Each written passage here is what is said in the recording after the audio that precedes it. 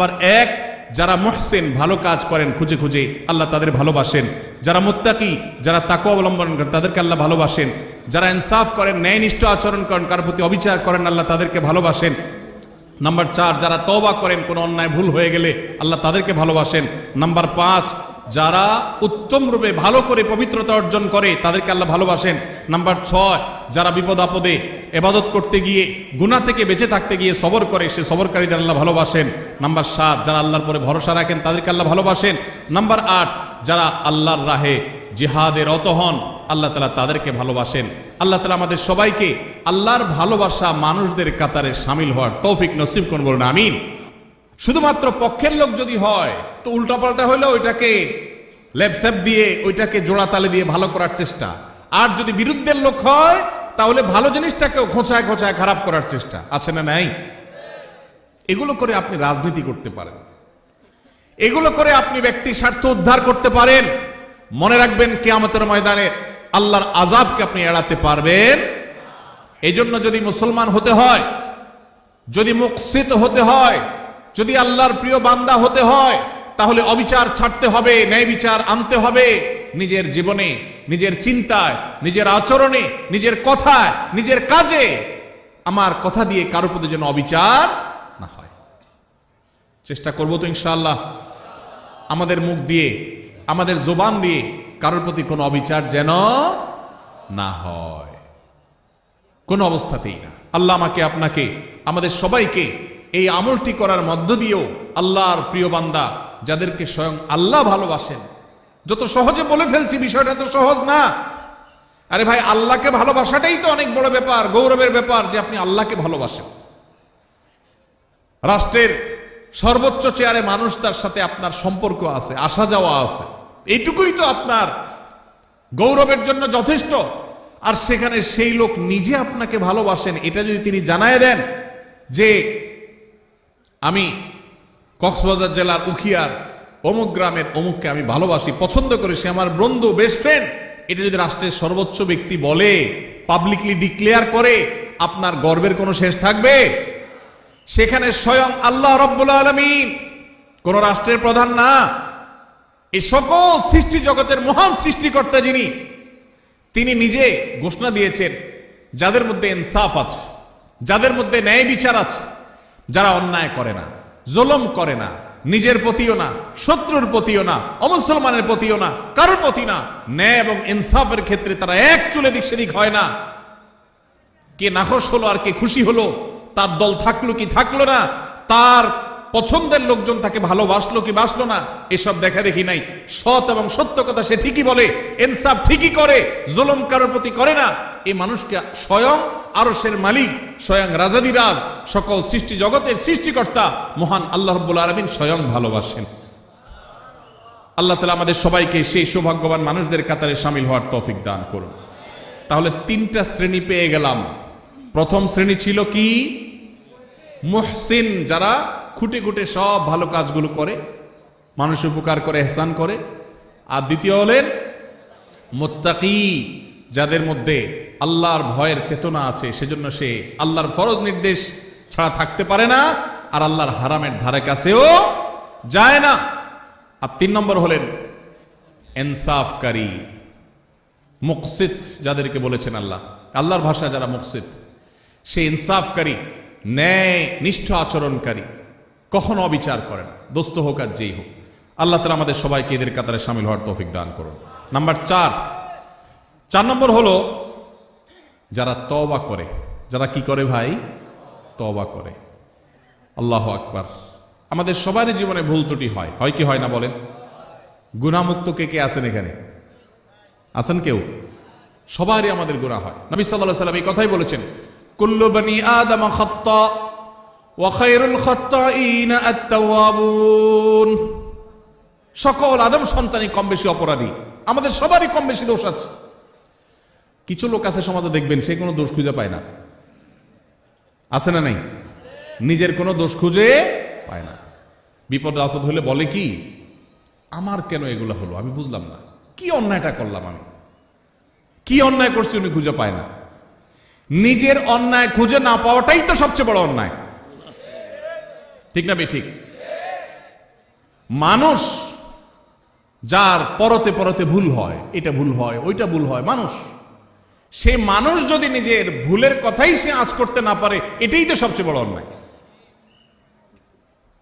অনেক লোক আছে দেখবেন বিড়ি বা সিগারেটের ধোঁয়া ছাড়তে ছাড়তে বলে, ভাই জানেন আমার এই জীবনে আমি কোনোদিন কারোর কোনো ক্ষতি করিনি। ছাড়তেছে কিসের ধোঁয়া? সিগারেটের ধোঁয়া। উপকার করতেছে না ক্ষতি করতেছে? ধোঁয়া ছাড়তে ছাড়তে বলে, জানেন ভাই এই জীবনে কোনোদিন কারোর কোনো ক্ষতি করি নাই। স্টিল সে ক্ষতি করতেছে, কিন্তু তার সে খবর। তো অনেক লোক এমন আছেন যে নিজের পাপ অপরাধ খুঁজে পায় না, বলে যে এত বিপদ আমার কেন, কি অন্যায়টা করলাম আমি, কি অন্যায় করছি উনি। ভাইরা আমার, আমাদের অজান্তে কত ভুল হয় বলেন। ধরেন আপনি নামাজে দাঁড়াইছেন, ইবাদত করতেছেন, আপনার জামাটা হয়তো কোনো কারণে একটু গন্ধ হয়ে গেছে, আপনি জানেনও না, হতে পারে না কোন এক সাইডে কোনো গন্ধ কিছু লাগছে বা কিছু, আপনার পাশের মুসল্লির কষ্ট হচ্ছে, অন্যায় না ন্যায় এটা? আপনি হয়তো টেরো পান নাই, হইতে পারে কি পারে না বলেন? আপনি হয়তো বাজারে গেছেন, পাবলিক বাসে উঠছেন, খুব চাপাচাপি ভিড়ের মধ্যে উঠছেন, এই চাপের মধ্যে একটু জোর করে উঠতে গিয়া হয়তো কেউ কষ্ট পেয়েছে, আপনি টেরো পান নাই, হতে পারে কি পারে না? হতে পারে না এরকম? আপনি হাঁটছেন, আপনার পায়ের নিচে হয়তো পিপিলিকা পড়ে মারা গেছে। পিপিলিকা আপনাকে কষ্ট দিলে নিধন করা জায়েজ আছে, তাকে মারা না জায়েজ না, কিন্তু কোনো প্রয়োজন ছাড়া, কোনো কারণ ছাড়া আল্লাহর কোনো প্রাণীকে অহেতুক হত্যা করা, এটা আপনার জন্য ইসলাম আপনি সেটা করতে বলে নাই। কিন্তু আপনার অজান্তে আপনার পায়ের নিচে পড়ে এরকম বহু প্রাণী হয়তো মারা গেছে, তাকে মারার কোনো কারণ হয়তো নাই, সে আপনার কোনো উপদ্রব করছে না, আপনি রাস্তা দিয়ে হেঁটে যাচ্ছেন, কিন্তু আপনার অজান্তে কাজটা হয়ে গেছে, হতে পারে কি পারে না? এরকম অন্তত কয়েক হাজার দৃষ্টান্ত এখানে বসে দেওয়া যাবে, খুঁটে খুঁটে বের করা যাবে, বড় তালিকা করা যাবে, যে আমাদের অজান্তেও আমাদের অনেক ভুল হয়। তাহলে কোনো মানুষ যদি বলে আমি আবার কি ভুল করলাম, আমার অন্যায়টা কি হলো, আমি অন্যায়টা কি করলাম, তাহলে এটাই হলো তার সবচাইতে বড় অন্যায়। আমার অপরাধটা কি, এই কথা যে বলে সে সবচেয়ে বড় অপরাধী। আল্লাহর কাছে বান্দা সব সময় তার অপরাধ বোধের কথা স্মরণ করবে। আমার অজান্তে কত অপরাধ হয়ে যাচ্ছে, জ্ঞাতসারে কত অপরাধ হয়ে যাচ্ছে।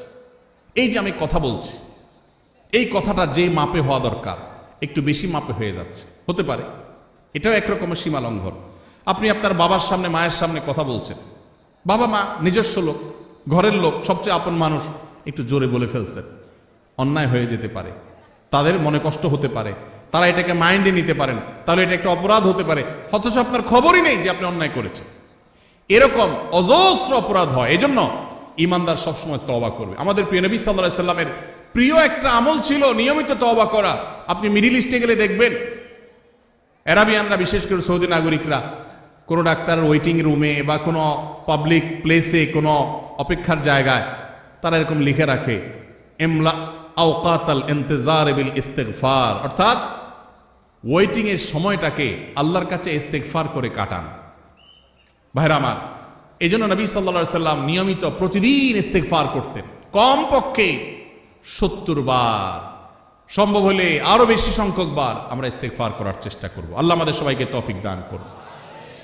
ইস্তিগফারের চেতনা হলো আল্লাহর কাছে নিজের অপরাধের কথা স্মরণ করে ক্ষমা চাওয়া, যে আল্লাহ আপনি মাফ করে দেন, আল্লাহ আমি আর গুনাহ করব না, আল্লাহ আমার অজান্তে ভুল হতে পারে, জ্ঞাতসারে ভুল হতে পারে, আল্লাহর কাছে মাপ চাওয়া। আল্লাহর কাছে মাপ চাওয়ার একটা মজা আছে ভাই। মানুষের কাছে মাপ চাইলে আপনার মনটা দেখবেন খারাপ হয়ে গেছে, একজন কাছে আপনার ছোট হওয়া লাগছে, সে আপনার বলছে এখন মাপ চাবে, জোর করে আপনার মাপ চাওয়াইছে, আপনার কাছে ভালো লাগবে না খারাপ লাগবে? যে কোনো মানুষের কাছে, কারোর কাছে কেউ মাপ চাইতে ভালো লাগে না। কিন্তু আপনি আল্লাহর কাছে একটু মাপ চেয়ে দেখেন, চোখের পানি ফেলে, আল্লাহ আমার ভুল হয়েছে, আপনি মাফ করে দেন, আল্লাহ আপনি আমাকে মাগফিরাত নসিব করেন। আপনি যদি আল্লাহর কাছে মাপ চান, চোখের পানি ফেলেন, আল্লাহর শপথ, পৃথিবীর বহু সুখ, বহু তৃপ্তির চাইতে বেশি তৃপ্তিদায়ক হবে আল্লাহর কাছে মাপ চাওয়ার মুহূর্তগুলো। সালহাতু সাঙ্গেবুদি দিল খারাস আজমুদে এক জামানা খাকেবাস। পাথর হয়ে তো বহুকাল ছিলে ভাই, একটু আল্লাহর কাছে চোখের পানি ফেলে একটু দোয়া করে কেঁদে কেটে দেখো, আল্লাহ আপনি আমাকে মাফ করে দেন, আল্লাহ কত ভুল করেছি আপনি ক্ষমা করে দেন। এই ক্ষমা চাওয়ার মধ্যে যে তৃপ্তি আছে, পৃথিবীর বহু ভোগের মধ্যে সেই তৃপ্তি নাই। এই জন্য আল্লাহ ভালোবাসেন সেই মানুষগুলোকে যারা তওবা করে। তওবা কি? তওবা হলো রুট চেঞ্জ, রাস্তা পরিবর্তন। আপনি যাচ্ছেন জাহান্নামের দিকে, আপনি সেটা চেঞ্জ করে জান্নাতের রুটে উঠে গেলেন। ভুল পথে চলছিলেন, সেটা ছেড়ে এখন সঠিক পথে চলে আসছেন, এটার নাম কি ভাই? তওবা। নামাজ পড়তাম না, এখন নামাজ শুরু করেছি। খারাপ বন্ধুর সাথে চলতাম, এখন আর চলি না, ভালো বন্ধুর সাথে চলি। অন্য মেয়েদেরকে টিজ করতো যে বন্ধুরা, তাদের সাথে আড্ডা দিতাম, এখন আর সেদিকে যায় না। আল্লাহর ভয়, আল্লাহর সামনে দাঁড়াতে হবে, আল্লাহ শাস্তি দিবেন, পাকড়াও করবেন, ছাড় দিবেন না, সেই ভয়ে আমি সেই জায়গা থেকে সরে আসছি, এখন ভালো বন্ধুর সাথে চলি। এর নাম তওবা। তওবা শুধু মুখে আস্তাগফিরুল্লাহ বলার নাম নয়, তওবা একটা আচরণের নাম, তওবা একটা স্বভাবের নাম, তওবা একটা অ্যাটিটিউডের নাম, তওবা একটা অ্যাপ্রোচের নাম। তওবা হলো আমার অবস্থান পরিবর্তন করার নাম, নিজেকে পরিবর্তন করতে হয়। ভাইরে, জীবনে একটা সময় পরিবর্তন করা লাগে। বয়স যার যেটুকু হয়েছে, জীবনের মূল্যবান সময় অনেকখানি পার হয়ে গেছে, আর কত? এখনই আসুন তওবা করি। আলাম ইয়ানিল্লাযীনা আমানু আন তাখশা কুলুবুহুম লিযিকরিল্লাহ। ইমানদারদের কি এখনো সময় হয়নি যে আল্লাহর স্মরণ হয়ে আল্লাহর সামনে দাঁড়াতে হবে? সেই কথা চিন্তা করে তাদের অন্তরটা বিগলিত হবে, অন্তরটা নরম হয়ে যাবে, আল্লাহর ভয়ে চোখের পানি ফেলে সে নিজের জীবনকে চেঞ্জ করবে, সে নিজের লাইফকে, রুটকে পরিবর্তন করবে। এই সময় কি এখনো আসে নাই? ভাইরা আমার, এই জন্য তওবা করতে হয়, কোন একটা সময় এসে নিজেকে পরিবর্তন করতে হয়। আজকের এই মাহফিল থেকে আসুন পরিবর্তনের শপথ করে যাই, অঙ্গীকার করি, নিয়ত করি যে আমি আর খারাপের পথে যাব না, আমার জীবনে খারাপ কোনো কিছু আমি আর রাখতে দিব না, আমি নিজেকে পরিবর্তন করব, চেষ্টা করবো তো ইনশাআল্লাহ। অটোমেটিক আল্লাহর ভালোবাসা পেয়ে যাবেন, অটোমেটিক আল্লাহর ভালোবাসা পাবেন। প্রসিদ্ধ একটি হাদিস আপনারা বারবার শুনেছেন হয়তো, নবী করিম সাল্লাল্লাহু আলাইহি সাল্লাম বলেছেন, আল্লাহর বান্দা, আল্লাহর বান্দা আল্লাহ অনেক ভালোবাসেন। এর মধ্যে কোন বান্দা যখন তওবা করে, গুনাহ করা থেকে ফিরে আসে, খারাপ কাজ থেকে সরে আসে, একে আল্লাহ কত ভালোবাসেন এটা বোঝাবার জন্য নবী সাল্লাল্লাহু আলাইহি সাল্লামের প্রসিদ্ধ একটা হাদিস আপনারা শুনেছেন। তিনি বলেছেন, একটা লোক সফরে বের হয়েছে, আজকালকার যুগের মতো সফর না, সেই শত শত হাজার বছর আগে মরুভূমিতে যেরকম জঙ্গলের ভিতর দিয়ে মানুষ সফর করত, কোনো পথে কোনো দোকানপাট কিছু ছিল না, এরকম মরুভূমির মাঝখানে কোন একটা গাছের নিচে তিনি যখন রেস্ট করার জন্য শুয়েছেন, যেই ঘোড়ায় করে যাচ্ছিলেন, ওই ঘোড়ার পিঠে তার খাবার দাবার পানি সব ছিল। ঘুম থেকে উঠে দেখেন ঘোড়া উধাও, নাই, রশি ছিঁড়ে নাই হয়ে গেছে। যতদূর চোখ যায় কোথাও কোনো মানুষ নাই, ঘোড়া তো নাই, কিছুই নেই। তো এই লোকটা অপেক্ষা করছে, একদিন, 2 দিন, 3 দিন, রাত যায়, দিন আসে, আর ঘোড়া আসার নাম নাই, আর এই মরুভূমিতে কোনো মানুষজনও নাই। তার এখন তৃষ্ণায় প্রাণ বের হওয়ার উপক্রম, ক্ষুধায় যান বের হওয়ার উপক্রম, আর কোথায় যাবে তার কোনো সীমারেখা নাই, শত শত হাজারো কিলোমিটার দুধ মরুভূমি। এরকম অবস্থায় লোকটা জীবনের আশা ছেড়ে দিছে, তাহলে আমার এখানেই বোধহয় মরে যেতে হবে। এই অবস্থায় সে যদি গাছের সাথে হেলান দিয়ে বা যে কোনোভাবে চোখ বন্ধ করে বা রেস্ট করে, আর হঠাৎ করে দেখতে পায় তার সেই ঘোড়া আবার সব জিনিসপত্র পিঠে যেভাবে ছিল ওইভাবে আছে, আর সে হাজির হয়ে গেছে, এই লোকটা যতটা খুশি হবে, এবং খুশির চোটে সে আল্লাহ রাব্বুল আলামিন এর প্রশংসা করতে গিয়ে সে তার কথা পর্যন্ত পরিবর্তন হয়ে যাবে, ভুল বলে ফেলবে। এই লোকটা যেরকম আনন্দে আত্মহারা হয়ে যাবে, আল্লাহ তাআলার কোন বান্দা যখন তার জীবনকে পরিবর্তন করার সিদ্ধান্ত নেয় যে আমি আর খারাপ বন্ধুর সাথে চলবো না, খারাপ পথে চলবো না, কারোর কষ্ট দেব না, গুনাহের পথে যাব না, বেনামাজি থাকবো না, সে যখন রুট চেঞ্জ করার সিদ্ধান্ত নেয়, তওবা করে, খারাপ পথ থেকে ভালো পথে ফিরে আসে, স্বয়ং আল্লাহ রাব্বুল আলামিন ঠিক একইভাবে তার এই তওবার কারণে আল্লাহ তাআলা খুশি হয়ে যান, আনন্দিত হন, তার প্রতি আল্লাহ তাআলা সন্তুষ্ট হয়ে যান।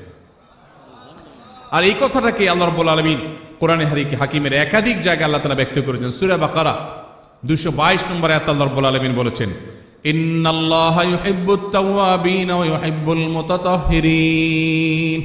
যারা তওবা করে, যারা জীবনকে পরিবর্তন করে, আল্লাহ তাদেরকে ভালোবাসে। এই জন্য ভাই জীবন পরিবর্তন করবো তো ইনশাআল্লাহ, শুধু ওয়াজ শুনবো না, পরিবর্তনও করবো ইনশাআল্লাহ, পরিবর্তন করবো তো ইনশাআল্লাহ। আল্লাহ আমাদের সবাইকে জীবনকে পরিবর্তন করার তৌফিক নসিব করুন। ভাইরা আমার, জীবন পরিবর্তন করার স্বাদ আছে, একটু করে দেখেন, অবর্ণনীয় স্বাদ আছে। গুনাহের স্বাদ বহু পেয়েছেন, গুনাহ ছাড়ারও স্বাদ আছে ভাই। মা বাবার অবাধ্য হয়েছেন, হঠাৎ করে আল্লাহর ভয়ে বিগলিত হয়ে যে আল্লাহর সামনে দাঁড়াতে হবে, শাস্তির মুখোমুখি হইতে হবে, এই জন্য মা বাবার কাছে যে করজোড় করে বাবা মাফ করে দেন, আর অন্যায় করবো না, বহু অপরাধ করেছি, এর একটা স্বাদ আছে ভাই। শয়তান আমাদেরকে জীবন চেঞ্জ করতে দেয় না, কিন্তু আপনি জীবন চেঞ্জ করে দেখেন, আপনার রুট চেঞ্জ করে দেখেন, তওবা করে দেখেন, অসম্ভব রকমের তৃপ্তি পাবেন, ঈমানি স্বাদ পাবেন। আল্লাহ তাআলা আমাদের সবাইকে তওবা কাদের কাতারে শামিল হওয়ার তৌফিক নসিব করুন। ভাইরা আমার, ঠিক একইভাবে সূরা তওবার 108 নম্বর আয়াতেও আল্লাহ রাব্বুল আলামিন যাদেরকে ভালোবাসেন তাদের কথা বলেছেন। তাহলে এই আয়াত থেকে সূরা তওবা, সূরা বাকারার 222 নম্বর আয়াত থেকে আমরা জানলাম আল্লাহ তাআলা তওবাকারীকে ভালোবাসেন। এই জন্য তওবা করবো তো ইনশাআল্লাহ। তাহলে আল্লাহর ভালোবাসার চতুর্থ শ্রেণীর মানুষের পরিচয় পেলাম, তারা হলেন তওবাকারীরা। তারা কারা? তওবাকারীরা। আস্তাগফিরুল্লাহ ওয়া আতুবু ইলাইহি, আল্লাহর কাছে ক্ষমা চাই, আল্লাহর কাছেই ফিরে যাই, আল্লাহর কাছেই ফিরে আসছি, আল্লাহর দিকেই প্রত্যাবর্তন করছি, শয়তানের দিকে গেছিলাম আবার সরে আসছি, এর নাম তওবা। গুনাহ করছিলাম, গুনাহ ছেড়ে আল্লাহর বাধ্যতাগত হয়ে গেলাম, এর নাম তওবা। চেষ্টা করবো তো ইনশাআল্লাহ। ভাইরা আমার, আত্তাইবু মিনাজ যামবি কামান লা যামবা লাহ। যুবক ভাইরা আমার, জীবনে অনেক অপরাধ হয়ে গেছে, মোবাইলে অনেক হারাম জিনিস দেখেছেন, অনেক অপকর্ম করে ফেলেছেন, অনেক গুনাহ হয়ে গেছে, অনেক অন্যায় হয়ে গেছে।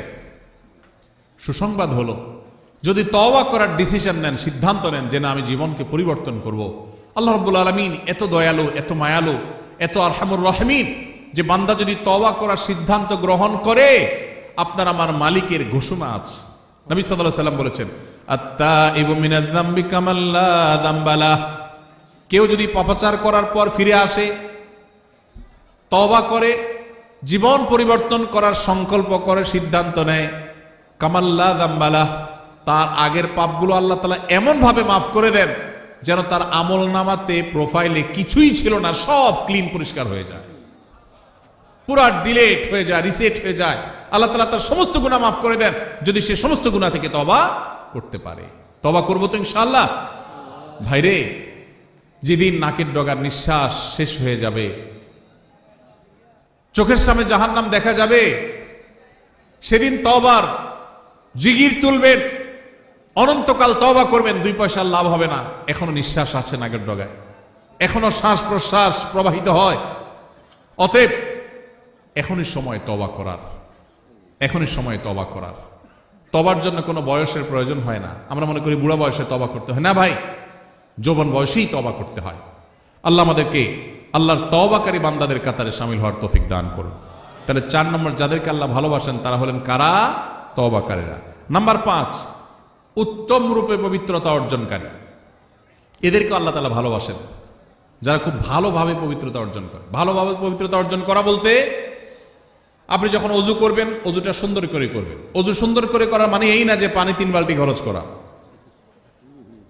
কম পানিতে ভালো করে অজু করতে পারা, এটাই হলো একজন আদর্শ ইমানদারের বৈশিষ্ট্য। আমাদের সমাজে দেখবেন আমরা টেপে অজু করি, তো কত পানি আমাদের খরচ হয় আমরা জানিও না। বড় একটা বালতি রেখে টেপে অজু করে একদিন, এরপর তাকায় দেখবেন হয় বালতি ফুল হয়ে গেছে না ফুল হওয়ার কাছাকাছি হয়ে গেছে, এত পানি লেগেছে। অথচ আমাদের প্রিয় নবী সাল্লাল্লাহু আলাইহি ওয়াসাল্লাম অজু করতেন 1 গ্লাস পানি দিয়ে, সামান্য একটু পানি দিয়ে তার অজু কমপ্লিট হয়ে যেত। আর আমাদের অজু করতে 1 বালতি পানি যায়। এই যে যারা মনে করেন যে আমি কি এমন অপরাধ করলাম, আপনার লাগবে 1 গ্লাস, আপনি লাগাইছেন 1 বালতি, অপরাধ না? অপরাধ না? অপচয় হলো কি হলো না? খবরও নেই। আধুনিক বিশ্বে আমাদের অজান্তে এরকম হাজার অপরাধ হচ্ছে, করছি ইবাদত, অজু হচ্ছে অপচয়ের গুনাহ। জবাবদিহিতা আছে। এখন বলবেন তাহলে কি করব? টেপে অজু করা ছেড়ে দিব? ভালো হয় যদি টেপে অজু না করতে পারেন, বদনাতে, মগে, অন্য কিছুতে করতে পারেন, সবচেয়ে ভালো হয়। নাই সে সুযোগ তো টেপে করেন, কিন্তু সতর্ক থাকেন যেন অতিরিক্ত পানি খরচ না হয়। ব্রাশ করছেন আর এদিকে টেপ ছেড়ে দিয়ে রাখছেন, পড়তে আছে, হ্যাঁ, হাত ডলতেছেন, পাও ডলতেছেন, আর দিকে টেপ ছেড়ে দিয়ে আছে। একটু কষ্ট করে টেপটা বন্ধ করে নিয়ে ডলেন, সেটুকু করছেন। অজু করি আবার সাথে পানি অপচয় করি। বেশিরভাগ মানুষ, শতকরা হয়তো 99 জন মানুষ আমরা অজু করি সাথে অপচয় করি। কজন আছেন এখানে বলতে পারবেন যে আলহামদুলিল্লাহ আমি এ ব্যাপারে সচেতন? আমরা সচেতন থাকবো তো ইনশাআল্লাহ। তো আমি যেটা বলতেছিলাম সেটা হলো, ওযু করতে গিয়ে পানি বেশি খরচ করার নাম উত্তম রূপে তো পবিত্রতা নয়। উত্তম রূপে পবিত্রতার মানে হলো, এই যে শীতের দিন আসছে, আসরের ওযু দিয়ে কে কে এশা পড়তে পারেন হাত তোলেন দেখি। মাশাআল্লাহ, দেখছেন? আসরের ওযু দিয়ে এশা পড়তে পারা, এটা কি খুব বেশি বেটাগিরি? হ্যাঁ, আলহামদুলিল্লাহ কিছু মানুষ সুস্থ, এটা তাদের সুস্থতার আলামত, কিছু মানুষের জন্য এটা পজিটিভ, কিন্তু বেশিরভাগ ক্ষেত্রে এটা 2 নম্বরই। সবার ক্ষেত্রে বলি না, কিন্তু বেশিরভাগ ক্ষেত্রে। কিরকম? বিশেষ করে শীতের সময় আসরের ওযু দিয়ে এশা পর্যন্ত চালানোর মানে হলো ওযু যায় যায় ভাব, কিন্তু ওযু ছাড়ে না, ধরে রাখে। আসেন নাই? টেনে টুনে আর আধা ঘন্টা আছে, এশাটা পার করতে পারলে জান বাঁচে। আছে না নাই? এই প্রবণতাটা কি ভালো না খারাপ? এটা স্বাস্থ্যের জন্য খারাপ, ইবাদতের জন্য খারাপ। নবী করিম সাল্লাল্লাহু আলাইহি ওয়াসাল্লাম বলেছেন, আলা আদুল্লুকুম আলা মা ইয়ামহুল্লাহু বিল খাতায়া ওয়া ইয়ারফাউ বিহি দারাজাত। কিছু আমল আছে যেগুলো মানুষের গুনাহ মাফ করে দেয়, আল্লাহর কাছে মর্যাদা বাড়ায় দেয়। এর ভিতরে একটা আমল হলো ইসবাগুল ওযুই আলাল মাকারিহ। কষ্ট উপেক্ষা করে হলেও ভালো করে ওযু করা, কষ্ট উপেক্ষা করে হলেও ভালো করে ওযু করা। এই জন্য ওযু করতে কষ্ট হলেও ছেড়ে দিব ওযু।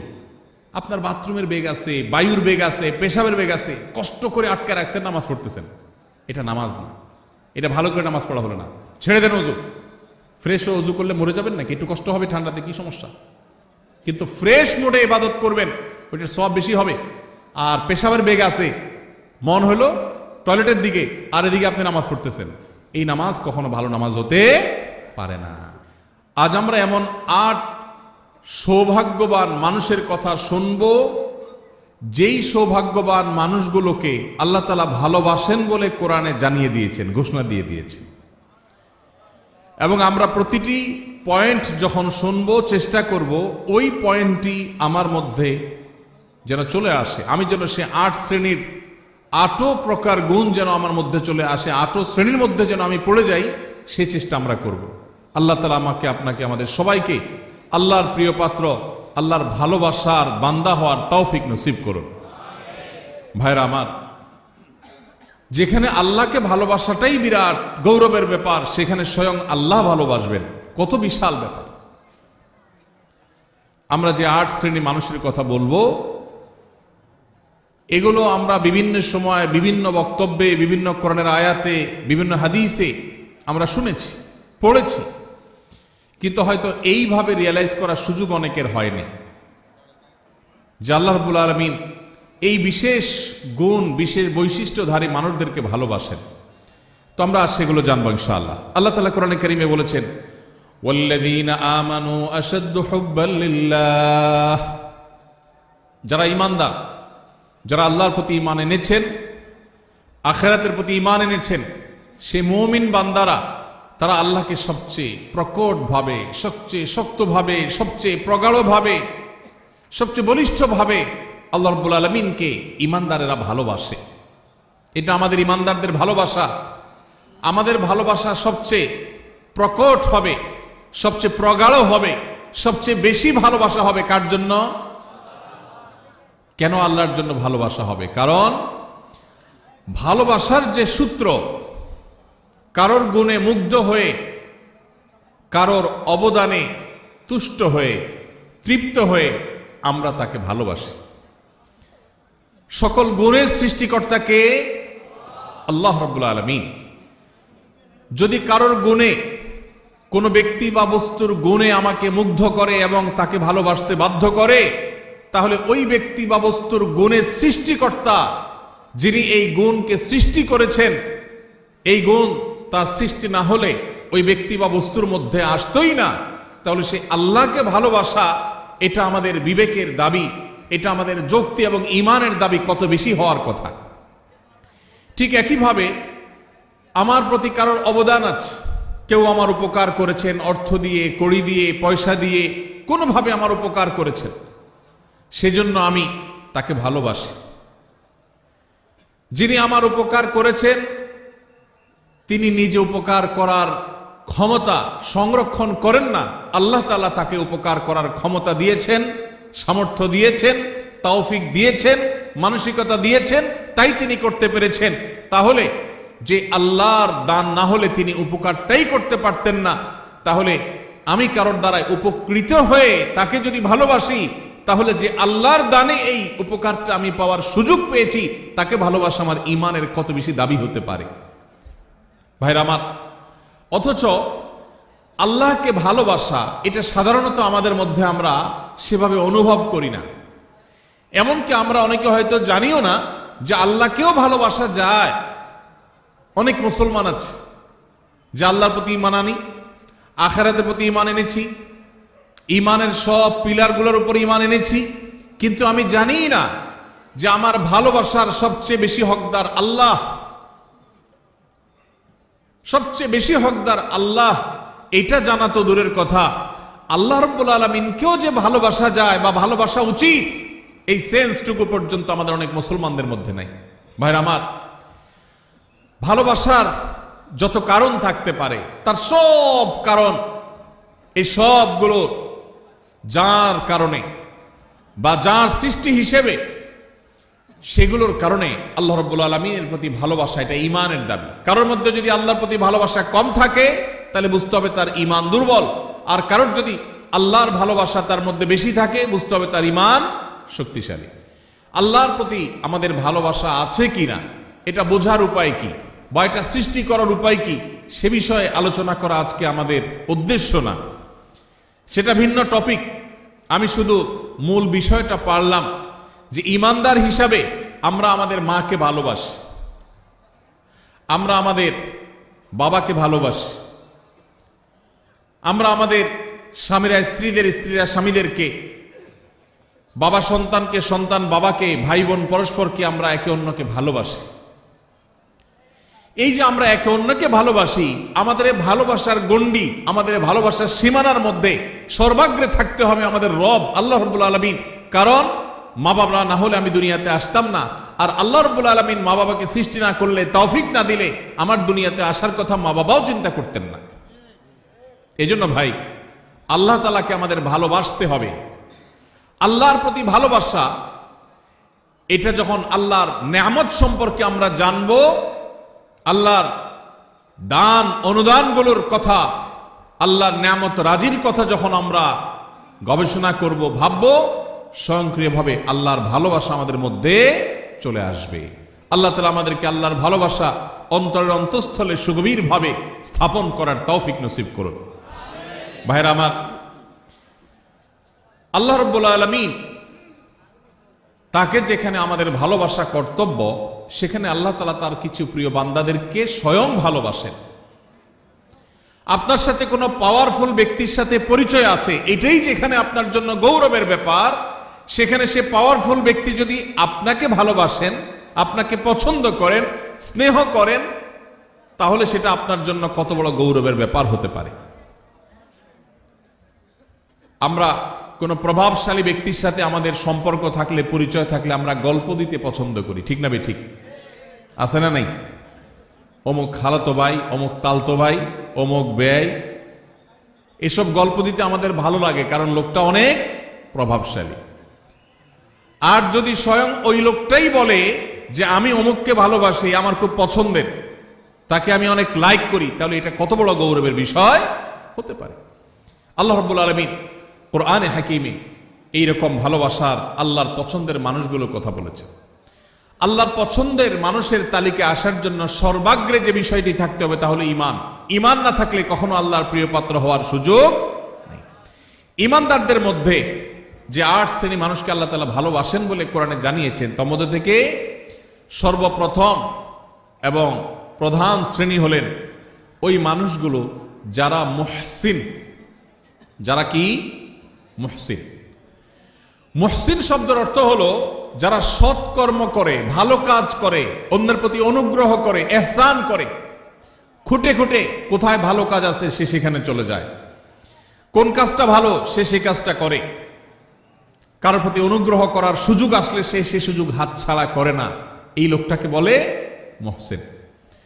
আল্লাহ রাব্বুল আলামিন কোরআনে হাকিমের অন্তত 4 জায়গায় এই একই কথা আল্লাহ তাআলা তাঁর ভাষায় তিনি ব্যক্ত করেছেন, প্রকাশ করেছেন। সূরা বাকারা 165 নম্বর আয়াত, সূরা আলে ইমরান 134 নম্বর আয়াত, একইভাবে সূরা আলে ইমরান 148 নম্বর আয়াত, সূরা মায়েদা 93 নম্বর আয়াত। এই 4 জায়গায় আল্লাহ রাব্বুল আলামিন একই কথা বলেছেন। সূরা বাকারা আল্লাহ বলেছেন, ওয়া আহসিনু ইন্নাল্লাহা ইউহিব্বুল মুহসিনিন। ঈমানদারদেরকে আল্লাহ তাআলা নির্দেশ করে বলছেন, তোমরা ভালো কাজ করো, কারণ ভালো কাজ যারা করে, নেকামল যারা করে, সওয়াবের কাজ যারা করে, এই মানুষগুলোকে আল্লাহ তাআলা ভালোবাসেন। সুবহানাল্লাহ। নেকামলকারীদেরকে আল্লাহ তাআলা ভালোবাসেন। ইহসানকারী, যে অন্যের প্রতি অনুগ্রহ করে, মানুষ তো মানুষ, পশু পাখির প্রতিও ইহসান করে, অনুগ্রহ করে, উপকার করে, মানুষের কল্যাণ পৌঁছায়, মানুষের একটা কাজ করে দেয়, পারলে একজনের সহযোগিতা করে দেয়, এই ইহসানকারী মানুষগুলোকে আল্লাহ তাআলা ভালোবাসেন। এই ভালোবাসার কথা আল্লাহ এক জায়গায় না, অন্তত একই কথা 4 জায়গায় আল্লাহ তাআলা রিপিট করেছেন, ওয়াল্লাহু ইউহিব্বুল মুহসিনিন। আল্লাহ রাব্বুল আলামিন ইহসানকারীদেরকে, সৎকর্ম সম্পাদনকারীদেরকে, ভালো কাজ খুঁটে খুঁটে যারা করে সেই মানুষদেরকে আল্লাহ তাআলার বান্দা, এমনকি আল্লাহর যে কোনো সৃষ্টির প্রতি যারা অনুগ্রহ করে, যাদের মনের মধ্যে মায়া আছে, যারা শক্ত হৃদয়ের না, যারা মানুষের প্রতি অবিচার করে না, জুলুম করে না, পারলে অনুগ্রহ করে, মায়া করে, দয়া করে, ভালোবাসে। মানুষ তো মানুষ, আপন তো আপন, এমনকি শত্রুর প্রতিও সে অবিচার করে না, পারলে অনুগ্রহ করে। এই মানুষগুলোকে আল্লাহ তাআলা ভালোবাসেন। ভাইরা আমার, তাহলে আমরা আল্লাহর ভালোবাসার মানুষগুলোর প্রথম শ্রেণীর সাথে পরিচিত ইতোমধ্যে হয়ে গেলাম। তারা হলো যারা খুঁজে খুঁজে সব নেকামল ভালো কাজগুলো করে, বিশেষ করে আল্লাহর সৃষ্টি একটি একটি করে খুঁজে সবার সাথে অনুগ্রহ করে, মায়া করে, দয়া করে, ইহসান করে। আমরা সেই কাতারে শামিল হওয়ার চেষ্টা করব তো ইনশাআল্লাহ। হে আরশে আজিমের মালিক, আপনি আমাদের সবাইকে মুহসিনদের কাতারে, আপনি যাদেরকে ভালোবাসেন বলে কোরআনে ঘোষণা দিয়েছেন, আল্লাহ আমরা যেন সেই মানুষদের কাতারে শামিল হতে পারি, সেই তৌফিক নসিব করেন।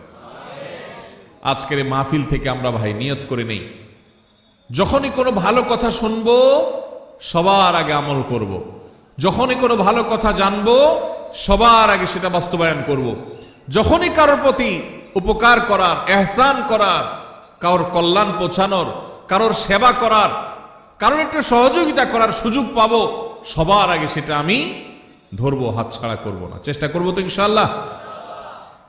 স্বার্থপরতার এই যুগে, স্বার্থান্ধের এই যুগে প্রত্যেকটা মানুষ নিজের স্বার্থ নিয়ে ভাবে, কারোর উপকারের কথা সাধারণত চিন্তা করে না। এমন স্বার্থান্ধ হয়ে গেছি আমরা আজ, এখন প্রবাদী হয়ে গেছে, আগে বাঁচলে বাপের নাম, নিজে বাঁচলে বাপের নাম। নিকৃষ্টতম একটা প্রবাদ আমাদের বাংলা ভাষায় প্রচলিত, নিকৃষ্টতম প্রবাদ, নিজে বাঁচলে বাপের নাম। এটা সেলফিশদের প্রবাদ, এটা কোনো মুসলমানের প্রবাদ নয়, এটা কোনো ভালো মানুষের প্রবাদ হতে। নিজে বাঁচলে অর্থাৎ আমারটা ঠিক থাকলে 16 আনা, তারপরে এবার বাপের চিন্তা করব, অন্যের চিন্তা করব। এটা কি ভালো মানুষের কথা না স্বার্থপরের কথা? আমরা সেই সাহাবীদের রুহানি সন্তান, আমরা সেই নবীর উম্মত, যেই নবী নিজের চিন্তা পরে করতেন, মানুষের চিন্তা আগে করতেন। আমরা কি নিজের চিন্তা আগে করব না মানুষের চিন্তা আগে করব? যে বলে নিজে আগে বাঁচলে বাপের নাম, নিজে বাঁচলে বাপের নাম, তার এই কথার মধ্য দিয়ে সে মূলত তার স্বার্থপরতার কথার বার্তা দিয়েছে, ইঙ্গিত দিয়েছে। একজন মুসলমান তিনি তার জীবন বিপন্ন করে হলেও, তার জীবন বাজি রেখে হলেও আগে তার বাপকে বাঁচানোর চেষ্টা করবে, ঠিক না ঠিক? আপনার জীবন আপনার বাপের জীবন, দুইটার যে কোনো একটা টিকবে আপনি যদি এটা জানেন। আপনি আপনার মা, দুজনের যে কোনো একজন বাঁচতে পারবেন যদি আপনি জানেন। আপনি যদি নিজেরটা বাঁচানোর চিন্তা করেন, মারটা বাঁচানোর চিন্তা না করেন, আপনি কি সুসন্তান না কুসন্তান? তাহলে বোঝা গেল স্বার্থপর এটা কখনো ভালো মানুষের চরিত্র নয়। একজন ভালো মানুষের চরিত্র হলো তিনি কিভাবে অন্যের উপকার করবেন। আল্লাহ রাব্বুল আলামিন কোরআনে কারীমে এই অন্যের প্রতি অনুগ্রহকারী মানুষদের প্রশংসা করেছেন বিভিন্ন জায়গায়। ওয়া ইউথিরুনা আলা আনফুসিহিম ওয়ালাউ কানা বিহিম খাসাসা। আল্লাহ রাব্বুল আলামিন সাহাবীদের প্রশংসা করে বলেছেন তারা অন্যকে অগ্রাধিকার দেয়, নিজের উপরে অন্যকে অগ্রাধিকার দেয়। নিজের শত কষ্ট শত প্রয়োজন থাকা সত্ত্বেও আরেক ভাইয়ের প্রয়োজন থাক, আমি নিলাম না, আমার ভাইকে দিলাম। ভাইয়ের আমার, নামাজি মুসলমান বহু পাবেন, কম হোক বেশি হোক সব এলাকায় পাবেন। রোজাদার মুসলমানও পাবেন। ওয়াজ মাহফিলে এসে ঘন্টাকে ঘন্টা বসে বসে ওয়াজ শোনার মতো মুসলমানও পাবেন। কিন্তু এই মুহসিন মুসলমান ঘরে ঘরে প্রত্যেকটা জায়গায় জায়গায় আপনি খুঁজে পাবেন না। এই জন্য আজকের এই মাহফিল থেকে আমরা মুহসিন মুসলমান হওয়ার প্রতিজ্ঞা করে নিয়ত করে তারপর যাব ইনশাআল্লাহ। আল্লাহ আপনি আপনার বান্দা আমাদেরকে আপনার মুহসিন বান্দাদের কাতারে শামিল হওয়ার, গণ্য হওয়ার, তাদের অন্তর্ভুক্ত হওয়ার তৌফিক আপনি নসিব করেন।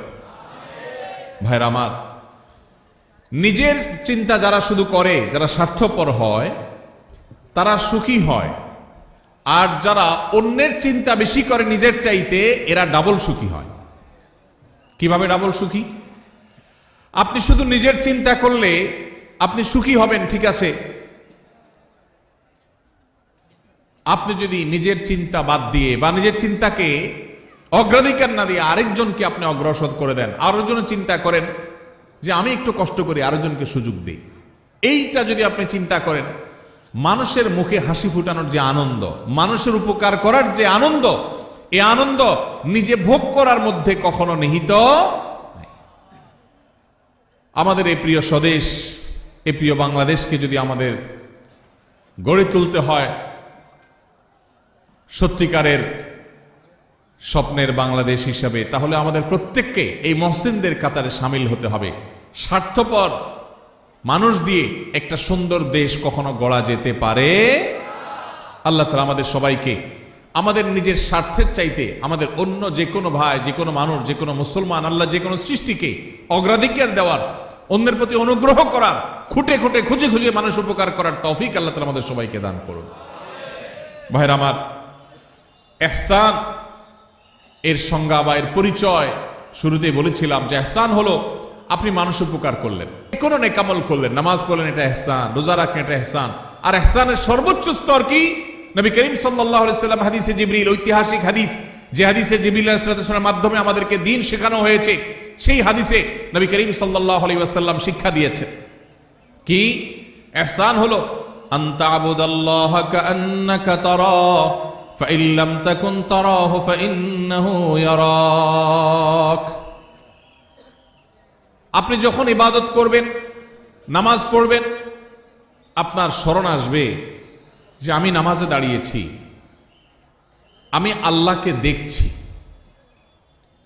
আল্লাহকে দেখছি, এই কথা মনে করে নামাজে দাঁড়াবেন। আর যদি এই কথা মনে করতে না পারেন, এতদূর শক্তিশালী ইমানদার না হন, তো কমপক্ষে এইটা ভাববেন যে আল্লাহ তাআলার অবজারভেশনে আমি আছি, আল্লাহ আমার দিকে তাকিয়ে আছে। ভাইরা আমার, আপনি কোথাও ডিউটি করেন কোনো কোম্পানির, কোম্পানির মালিক পেছনে দাঁড়ানো আছে, অন দ্য স্পট আপনি ডিউটি করছেন। আপনি যদি জানতে পারেন, আঁচ করেন, অনুভব করেন যে মালিক সাহেব পেছনে দাঁড়ানো আছে বা মনিটর করছেন আপনাকে, তাহলে আপনার কাজের সিরিয়াসনেস একটু হলেও বেশি হবে কি হবে না? আপনি একটু নড়ে চড়ে বসবেন কি বসবেন না? ভাইরা আমার, ঠিক একইভাবে আমরা যখন ইবাদত বন্দেগী করব, যে কোনো ভালো কাজ করব, আমরা চিন্তা করব আমাদেরকে কে দেখছেন? আল্লাহ দেখছেন। আল্লাহ রাব্বুল আলামিন সবকিছু দেখেন, কোনো কিছুই তার কাছে গোপনীয় থাকে না। বিধায় ওই মানসিকতা নিয়ে যদি ইবাদত করতে পারেন, এটা হলো ইহসানের সর্বোচ্চ স্তর, সর্বোচ্চ লেয়ার। আপনি মুহসিনদের মধ্যে সবচেয়ে আপার ক্লাসের মুহসিন হতে পারবেন যদি আপনার সমস্ত ইবাদত করার সময় আল্লাহর কথা স্মরণ হয়। আপনি যখন নামাজে দাঁড়িয়ে সূরা পড়ছেন, আপনার মনে হচ্ছে আল্লাহ আমাকে দেখছেন।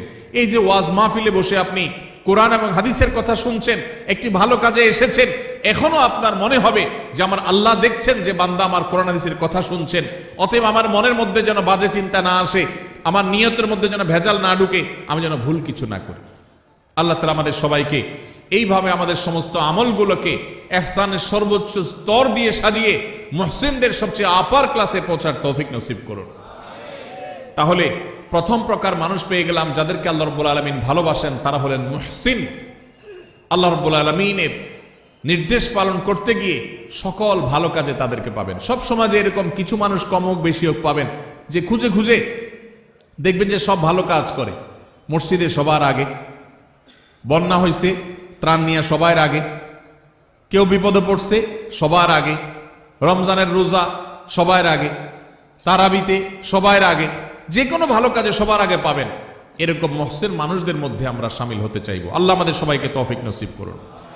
নাম্বার 2, দ্বিতীয় যে শ্রেণীর মানুষকে আল্লাহ তাআলা ভালোবাসেন বলে ঘোষণা দিয়েছেন কোরআনে, এক জায়গায় নয় একাধিক জায়গায়, অন্তত 3 জায়গায় আল্লাহ তাআলা একই কথার ঘোষণা দিয়েছেন। সেই মানুষগুলো হলেন মুত্তাকিরা। কারা? মুত্তাকিগণ। মুত্তাকিদেরকে আল্লাহ রাব্বুল আলামিন ভালোবাসেন বলে আল্লাহ তাআলা জানিয়ে দিয়েছেন। তাহলে আমরা মুহসিন হওয়ার চেষ্টা করব, আবার একাধারে মুত্তাকি হওয়ার চেষ্টা করব ইনশাআল্লাহ। মুহসিনের পরিচয় তো আমরা জানলাম। মুত্তাকি কাকে বলে ভাই? মুত্তাকি বলা হয় ওই ব্যক্তিকে, যেই ব্যক্তি আল্লাহর ভয়ের চেতনা, আল্লাহর সামনে তাকে দাঁড়াতে হবে, দুনিয়ার এই জীবন এক সময় শেষ হবে, এই সংসার এক সময় ভাঙবে এবং তাকে আল্লাহর সামনে যেতে হবে, দাঁড়াতে হবে, ওই কথা চিন্তা করে আল্লাহর সব আদেশগুলো মেনে চলে, নিষেধগুলো থেকে বেঁচে থাকে। কেন? একটা সুপ্ত চেতনার ভিত্তিতে। সেই চেতনার নাম হলো তাকওয়ার চেতনা, আল্লাহ ভীতির চেতনা। এই চেতনা তাকে পরিচালিত করে। সে একটা মন্দ কাজ করার সুযোগ পায় কিন্তু সে করে না। কেন? তার অন্তরে সুপ্ত সেই তাকওয়ার চেতনা তাকে বাধা দেয় যে আল্লাহ না দেখছেন, আল্লাহ না নিষেধ করেছেন, এই কাজ করলে না আল্লাহ জাহান্নামে শাস্তি দিবেন, এই ভয়ে সে কাজ করে না। এর নাম তাকওয়া। যেই চেতনা, যেই শক্তি, যেই সুপ্ত ঈমানের নূর মানুষকে ফজরের সময় কনকনে শীতের দিনে মসজিদে নিয়ে যায়, যেই সুপ্ত চেতনা সুদ এবং ঘুষের কারবার, দুর্নীতি, অপশাসন করার ক্ষমতা থাকা সত্ত্বেও আল্লাহর ভয়ে আল্লাহর সামনে দাঁড়াতে হবে, সেই ভয়ে সেই কথা চিন্তা করে সেই অন্যায় কাজ থেকে বিরত রাখে, ওই চেতনার নাম হলো তাকওয়া। আর ওই চেতনা যার বক্ষে আছে, যার অন্তরে আছে, তার নাম হলো মুত্তাকি। তার নাম হলো কি ভাই? মুত্তাকি। নবী করিম সাল্লাল্লাহু আলাইহি সাল্লামের একজন আদরের সাহাবী অত্যন্ত চমৎকার ভাবে তাকওয়া এবং মুত্তাকির পরিচয় দিয়েছেন। সেটা হলো একজন মানুষ একটা জায়গায় আছেন, তিনি আরেকটা জায়গায় যাবেন। এই জায়গায় যেতে গিয়ে মাঝখানে একটা জায়গা পড়বে, এখানে সব কাঁটাওয়ালা গাছ, যে গাছের কাঁটা নিচে পড়ে পড়ে পড়ে ভরে গেছে। এই লোকটা যখন এই জায়গাটা পার হবে, ওই কাঁটাওয়ালা জায়গাটা পার হওয়ার সময়, যেহেতু কণ্ঠকাকীর্ণ জায়গা, চতুর্পাশে কাঁটা আর কাঁটা, তখন এই লোকটা পার হওয়ার সময় খুব সতর্কতার সাথে পার হবে। পা ফেলার সময় যেখানে কাঁটা নাই দেখে ওখানে পা দিবে, আবার কোথায় কাঁটা নাই ওখানে আরেক কদম দিবে, এভাবে সে আগাবে। এত কিছুর পরও যদি কখনো তার পায়ে কাঁটা লেগে যায়, দ্রুততার সাথে সেটা বের করে সামনে আরো বেশি সতর্ক হয়ে সে হাঁটবে। ঠিক একইভাবে দুনিয়াতে আমরা এসেছি, আল্লাহ তাআলা আমাদেরকে এখান থেকে পার করে এই জীবনকে আল্লাহর কাছে নিয়ে যাবেন, আখিরাতে আমরা যাব। এখানে বহু কাঁটা বিছানো আছে ভাই। হারামের কাঁটা, অশ্লীলতার কাঁটা, অন্যায়ের কাঁটা, দুর্নীতির কাঁটা, চুরির কাঁটা, ডাকাতির কাঁটা, মিথ্যা কথা বলার কাঁটা, হাজারো হারাম কাঁটা এখানে বিছানো আছে।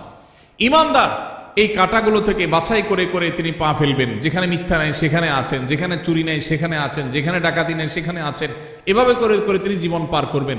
এরপরেও যদি কখনো তার গুনাহ হয়ে যায়, কাঁটা পড়ে যায়, তখন সে কাঁটা ফেলে তওবা করে আবার নতুন করে আরো বেশি সংকল্প করে শক্তিশালী তওবা করে সে সামনে হাঁটবে। এই যে চেতনা, এই যে গুনাহ থেকে বাঁচার চেষ্টা, এটার নাম হলো তাকওয়া। আর এই যে চেষ্টা যারা করে তাদের নাম কি? মুত্তাকি। আল্লাহ রাব্বুল আলামিন কোরআনে কারীমের সূরা তওবার 7 নম্বর আয়াতে তিনি ঘোষণা দিয়েছেন, ইন্নাল্লাহা ইউহিব্বুল মুত্তাকিন। আল্লাহ রাব্বুল আলামিন মুত্তাকিদেরকে ভালোবাসেন, মুত্তাকিদেরকে আল্লাহ তাআলা পছন্দ করেন, যারা হারাম থেকে বাঁচার জন্য এইরকম চেষ্টা করে। ঠিক একইভাবে আল্লাহ তাআলা সূরা আলে ইমরানের 76 নম্বর আয়াতে একই কথা বলেছেন, ফাইন্নাল্লাহা ইউহিব্বুল মুত্তাকিন। আল্লাহ রাব্বুল আলামিন মুত্তাকিদেরকে ভালোবাসেন। ভাইরা আমার, এই একই নির্দেশ আল্লাহ রাব্বুল আলামিন একই কথা একাধিক জায়গায় বলেছেন যে তিনি মুত্তাকিদেরকে ভালোবাসেন। তাহলে আমাদের সমাজে আপনি ডানে বামে খোঁজ করলে দেখবেন কিছু লোক আছে আপনার মসজিদে নামাজ পড়ে, আপনার এলাকায় বসবাস করে, হারামের ধারে কাছে নাই, হারাম দেখলে সে সেখান থেকে চলে যায়, আছে না নাই? যারা যুবক আছেন, কিছু কিছু বন্ধু বান্ধব আছে, দেখবেন যে বন্ধুরা সবাই মিলে কোনো অপকর্ম করবে, সেখানে হয়তো দুই একজন বন্ধু বলে, না দোস্ত আমি এখানে যাব না, আমি এই কাজ করব না, সে সেখানে যাইতে চায় না, আছে না নাই? এটাকে বলা হয় মুত্তাকি। যাদের সুপ্ত চেতনা তাদেরকে আল্লাহর ভয়ে অন্যায় থেকে বিরত রাখে, তার সুযোগ আছে, শক্তি আছে, সামর্থ্য আছে, পার্থিব কোনো কারণে নয়, শুধু আল্লাহ ভীতির চেতনার কারণে সে হারাম থেকে বেঁচে থাকার জন্য সংগ্রাম করে, এই লোকটাকে বলা হয় মুত্তাকি। এই লোকটাকে কোনো সিসি ক্যামেরা দ্বারা মনিটরিং করতে হয় না, তার বক্ষে অবস্থিত তাকওয়ার চেতনাই তাকে মনিটর করে, তাকে পাহারাদারি করে। আল্লাহ রাব্বুল আলামিন আমাদের সবাইকে মুত্তাকিদের কাতারে শামিল হওয়ার তৌফিক নসিব করুন। সবাই মুত্তাকি হওয়ার জন্য চেষ্টা করব তো ইনশাআল্লাহ। ভাইরা আমার, কোরআনে কারীমে আল্লাহ রাব্বুল আলামিন একাধিক জায়গায় বলেছেন, ওয়াল আকিবাতু লিত্তাকওয়া। ভাইরে, দুনিয়াতে যার নোট আছে তার পাওয়ার আছে, তার লোক আছে, যার ভোট আছে তারও পাওয়ার আছে, লোক আছে। দুনিয়াতে বহু পাওয়ার নিয়ে মানুষ চলে, গাড়ি বাড়ি আছে। বস্তুবাদের এই পৃথিবী আমাদেরকে এই বার্তা দিয়েছে যে গাড়ি বাড়ি আছে, টাকা পয়সা আছে, সব দিক থেকে আমি উন্নত, তাহলে সেক্ষেত্রে আমি ভালো থাকব, শেষ হাসি আমার হবে, বা ভালো আমি থাকব। আল্লাহ কোরআনে বলেছেন, ওয়াল আকিবাতু লিত্তাকওয়া। সাময়িকভাবে ভালো কেউ টাকা পয়সা থাকার কারণে থাকতে পারে, কেউ পাওয়ার কারণে থাকতে পারে, কেউ পদের কারণে থাকতে পারে, কেউ নাম যশ খ্যাতির কারণে সামান্য। তাহলে মুত্তাকি হওয়ার চেষ্টা করতে হবে। মুত্তাকি হওয়ার জন্য কি করব আমরা? মুত্তাকি হওয়ার জন্য বেশি কিছু না ভাই, সকল হারাম থেকে বেঁচে থাকতে হবে, সকল অন্যায় থেকে বেঁচে থাকতে হবে, সকল গুনাহ থেকে বেঁচে থাকতে হবে, আল্লাহর সমস্ত আদেশ নিষেধ মেনে চলতে হবে। চেষ্টা করব তো আমরা ইনশাআল্লাহ। আল্লাহ তাআলা আমাদের সবাইকে আল্লাহর সমস্ত আদেশ নিষেধগুলো মেনে চলার তৌফিক নসিব করুন। আল্লাহ আপনি আমাদেরকে মুত্তাকিদের কাতারে শামিল করে দিন। আল্লাহ আপনি আমাদের অন্তরে তাকওয়া ঢেলে দিন। আল্লাহ তাকওয়া আমাদের অন্তরে স্থির করে দিন। আমাদেরকে যেন আপনার তাকওয়ার শক্তি যেন পরিচালিত করে, তাকওয়ার প্রভাবে যেন আমরা প্রভাবিত হই, আমরা যেন মুত্তাকিদের ইমাম হতে পারি। আল্লাহর কাছে দোয়া করব তো ইনশাআল্লাহ। তাহলে দ্বিতীয় শ্রেণীর মানুষ পাইলাম। আপনার সমাজে, আপনার আশেপাশে যদি দেখেন এমন মানুষ, আল্লাহর ভয়ে তারা হারামের কাছে যায় না, আল্লাহর ভয়ে তারা হালাল ছাড়ে না, ফরজ কাম ছাড়ে না, ওয়াজিব কাম ছাড়ে না, এইরকম মানুষ যদি খুঁজে পান, তাহলে বুঝে নিবেন এই লোকটা সেই মানুষ যাকে আল্লাহ ভালোবাসেন, এবং আপনিও চেষ্টা করবেন সেই কাতারে যাওয়ার। আল্লাহ আমাকে তৌফিক দান করুক। আমি আপনাদের কাছে দোয়া চাই, আল্লাহ যেন শুধু নামকা আস্তে মুসলমান না রাখেন। আমরা সবাই নিজেকে মুসলমান দাবি করি, সোকল বা নামকা আস্তে মুসলমান হয়তো আমরা সবাই আছি কম বেশি, কিন্তু মুত্তাকি মুসলমান খুব বেশি নাই ভাই। হারামও করে আবার মুসলমান, এই লোক মুত্তাকি না। মুত্তাকি সে যে আল্লাহ নিষেধ করেছেন এটা জানার পর সকল লোভ থাকা সত্ত্বেও, সকল আকর্ষণ থাকা সত্ত্বেও সে সেখান থেকে নিজেকে বিরত রাখে। কোন যুবক কোন মেয়ের সাথে হারাম রিলেশন, হারাম সম্পর্ক এটা সে করে না আল্লাহর ভয়ে, এর নাম তাকওয়া। মাদকের ব্যবসা করে লাল হওয়ার সুযোগ আছে কিন্তু করে না আল্লাহর ভয়ে, এর নাম তাকওয়া। ফজরের সময় আরামের ঘুমানো যায়, কিন্তু আরামের ঘুম ছেড়ে কনকনে শীতের মধ্যে ওযু করে ঠান্ডা পানি দিয়ে নামাজ পড়তে যায়, এর নাম তাকওয়া। আল্লাহ আমাদের সবাইকে সেই তাকওয়া আমাদের অন্তরে ধারণ করার তৌফিক নসিব করুন। তাহলে আল্লাহ যাদেরকে ভালোবাসেন তাদের মধ্যে দ্বিতীয় প্রকার হলেন মুত্তাকিরা। নাম্বার 3, তৃতীয় প্রকার মানুষ যাদেরকে আল্লাহ ভালোবাসেন তারা হলেন সেই মানুষেরা যাদের মধ্যে ন্যায় বিচার আছে, যারা ইনসাফ করে, যারা মানুষের প্রতি অবিচার করে না, যারা ন্যায়নিষ্ঠ আচরণ করে, অন্যায় অবিচার করে না, কোরআনে কারিমে যে 2-3টি নির্দেশ সবচেয়ে বেশি সংখ্যকবার আল্লাহ তাআলা দিয়েছেন, বারবার দিয়েছেন, বিভিন্ন জায়গায় দিয়েছেন, সেই কয়েকটা নির্দেশের মধ্য থেকে একটা হলো এই নির্দেশটা, যেন একজন মানুষ তিনি যেন ইনসাফ করে চলেন, তার জীবনে যেন ন্যায় বিচার থাকে, তার মধ্যে যেন জুলুমের মানসিকতা না থাকে, অবিচার করার মানসিকতা যেন না থাকে। আপনারা হয়তো অনেকে বলবেন এটা আবার আমাদের সাথে খুব বেশি প্রাসঙ্গিক কিভাবে? যারা জাজ, যারা বিচারপতি, তারা তাদের ওই চেয়ারে বসে তারা ন্যায় বিচার করবেন কি করবেন না, বা যারা যখন শাসনভার যাদের দায়িত্বে থাকে, কাঁধে থাকে, ক্ষমতায় থাকে, তারা ন্যায় বিচার করবেন কি করবেন না, এই প্রশ্ন আসতে পারে। আমরা সাধারণ মানুষ, আমাদের ন্যায় বিচার প্রশ্ন কোত্থেকে? অনেকে হয়তো এটা মনে করবেন। ভাইরা আমার, আমাদের প্রত্যেকটা মানুষের জীবনে ন্যায় বিচার করার প্রসঙ্গ আসে কিভাবে? আপনি যদি আপনার জীবনে কখনো একটা নির্দোষ মানুষকে দোষী বলেন, লোকটার আসলে কোনো দোষ নাই, কেউ একজন ফেসবুকে তার নামে একটা বদনাম উঠায় দিছে, আপনিও সেটা শেয়ার করে তার বদনামি করছেন, তাহলে এটা কি তার প্রতি সুবিচার হলো না অবিচার হলো? এই অবিচারটা আমাদের দ্বারা হয় কি হয় না? হয়। ঠিক একইভাবে আমাদের আশেপাশে অসংখ্যবার সকাল থেকে রাত পর্যন্ত আমরা দেখা যায় আমরা অবিচার করি, আমরা টেরও পাই না। আল্লাহ রাব্বুল আলামিন আমাদেরকে বারবার করে বলেছেন, ইমানদার কখনো অবিচারকারী হতে পারে না, ইমানদার কখনো ন্যায় ভ্রষ্ট কাজ করতে পারে না, ইমানদারকে ন্যায়সঙ্গত আচরণ করতে হয়, কখনো ন্যায় থেকে সে সরতে পারে না। আপনি দোকানদার মানুষ, আপনি মুদি দোকানদারি করেন, কাস্টমারকে দেশি মসুর ডাল দেওয়ার কথা বলে সাথে ইন্ডিয়ান মশারি মিশিয়ে দিলেন, এটা কি তার প্রতি সুবিচার করলেন না অবিচার করলেন? দাম নিলেন দেশি মশারির, দিলেন ইন্ডিয়ানটা মিশায়া। মশারি ইন্ডিয়ানটার দাম বেশি না দেশিটার দাম বেশি? যেটার দাম বেশি ওইটার টাকা নিলেন আর কম দামাটার সাথে মিশাই দিলেন। ন্যায় বিচার হলো না অবিচার হলো? তার যা হক সেটা দেয়া হয়েছে না নষ্ট করা হয়েছে? ভাইরা আমার, আপনি কাস্টমার, দোকানদার না, টাকা একটা ছিঁড়ে গেছে, টাকা ছিঁড়লে টাকার মান কমে না। বাংলাদেশ ব্যাংকের নিয়ম অনুযায়ী, দেশের প্রচলিত আইন অনুযায়ী কোনো টাকা ছিঁড়লে ওইটার মান কমে যায় না। কিন্তু যেভাবেই হোক আমাদের সমাজে কারোর কাছে ছেঁড়া টাকা থাকলে সে ওই টাকা চালাইতে খবর আছে, কারণ কেউ ছেঁড়া টাকা নিতে চায় না। এই জন্য আপনার কাছে কোনোভাবে একটা ছেঁড়া টাকা চলে আসছে, আপনি ছেঁড়া অংশকে লুকায়া দোকানদারকে এমন ভাবে দিয়ে দিচ্ছেন, ব্যস্ততার মধ্যে বেটা ক্যাশে রেখে দিস। সুবিচার হলো নাকি অবিচার হলো? দোকানদার আপনাকে জিনিসটা দিছে ভালো, আপনি টাকাটা দিছেন এমন টাকা যে টাকা নিয়ে তার ভেজালে পড়া লাগবে, তাহলে কি সুবিচার হয়েছে না অবিচার হয়েছে? একজন মানুষ তিনি এখানে নাই, তিনি এখন বাজারে গেছেন, আরেকজনের সাথে বসে তার ব্যাপারে আপনি বদনামি করলেন, তার প্রতি সুবিচার হলো না অবিচার হলো? এগুলা দূরবর্তী অবিচার। আমরা যদি একেবারে প্রাসঙ্গিক, একেবারে সবচেয়ে নিকটবর্তী যে সুবিচার অবিচারের বিষয়টা সেটাও দেখি, তো আমরা দেখব যে আমরা ওই যে আমি শুরুতে যে প্রবাদের কাছে কথা বলছিলাম, আমরা নিজের বেলায় 16 আনা, অন্যের বেলায় 1 আনাও, এটা কি সুবিচার না অবিচার?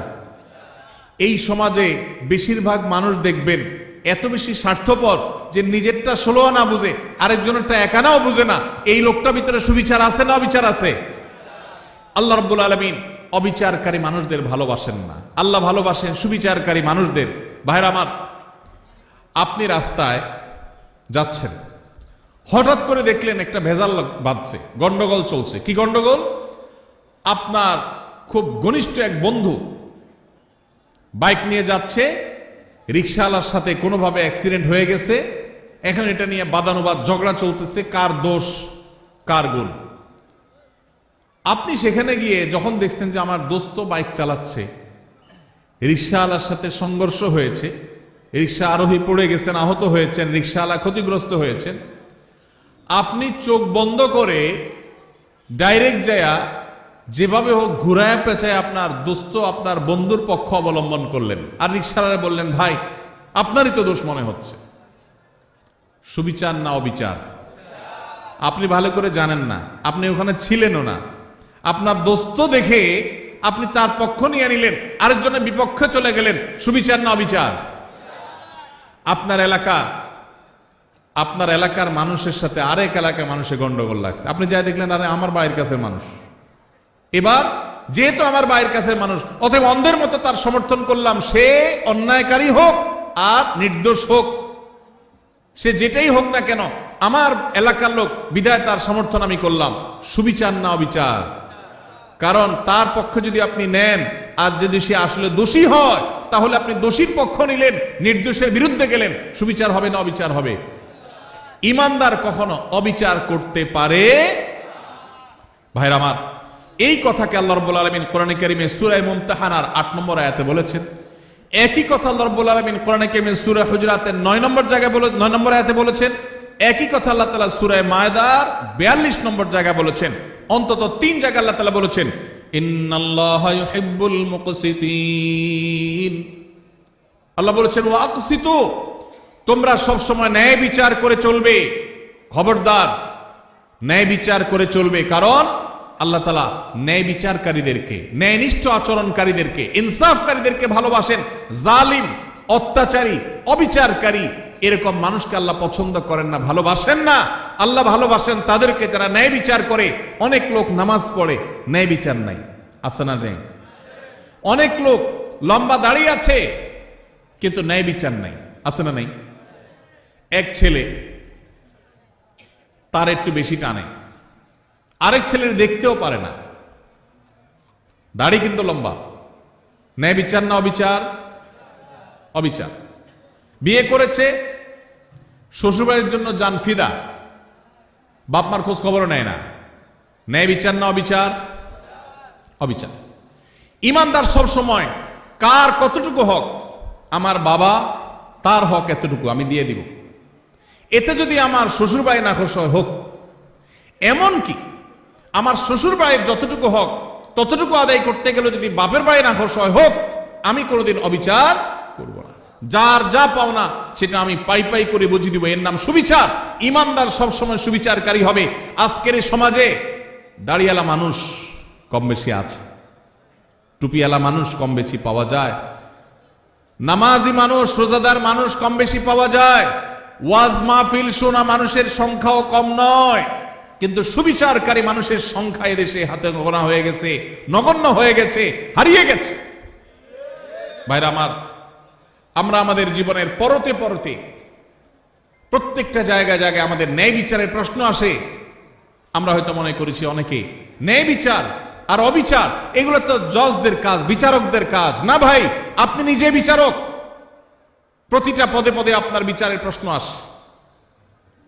শুধুমাত্র মুসলমানদের সাথে না, এমনকি অন্য ধর্মের মানুষও যদি হয়, হিন্দু বৌদ্ধ খ্রিস্টান যে কোনো ধর্মের মানুষও যদি হয়, আল্লাহ বলেছেন কোরআনে লা ইয়ানহাকুমুল্লাহু আনিল্লাযীনা লাম ইউকাতিলুকুম ফিদ-দীনি ওয়া লাম ইউখরিজুকুম মিন দিয়ারিকুম আন তাবাররুহুম ওয়া তুকসিতু ইলাইহিম ইন্নাল্লাহা ইউহিব্বুল মুকসিতিন। অন্য ধর্মের মানুষরা তোমাদের উপর যদি কোনো যুদ্ধ চাপায় না দেয়, তোমাদের দেশ থেকে বের করে না দেয়, শান্তিপূর্ণভাবে যদি সহাবস্থান করে, তাহলে তাদের প্রতি অন্য ধর্মের মানুষ হওয়া সত্ত্বেও ন্যায়নিষ্ঠ আচরণ করতে আল্লাহ নিষেধ করেন না, বরং ন্যায়নিষ্ঠ আচরণকারীদেরকেই আল্লাহ ভালোবাসেন। এই জন্য ন্যায়নিষ্ঠ আচরণ করবো তো ইনশাআল্লাহ। ভাইরা আমার, আমাদের জীবনের প্রতিটি পদে পদে কিন্তু ন্যায় আচরণ করার ব্যাপার আছে।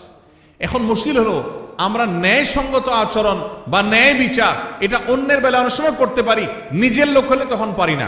আল্লাহ রাব্বুল আলামিন সেজন্য বলেছেন ওয়াইন কুলতুম ফাদিলু ওয়ালাউ কানা যা কুরবা, যখন কথা বলবা ইনসাফের সাথে বলবা, সত্যটা হক কথাটা বলবা, যদিও তোমার আত্মীয় হয়, রক্ত সম্পর্কীয়, কাছের লোক হয়, তারপরও হক কথা বলতে দ্বিধা করবা। একটা অপকর্ম করেছে কে?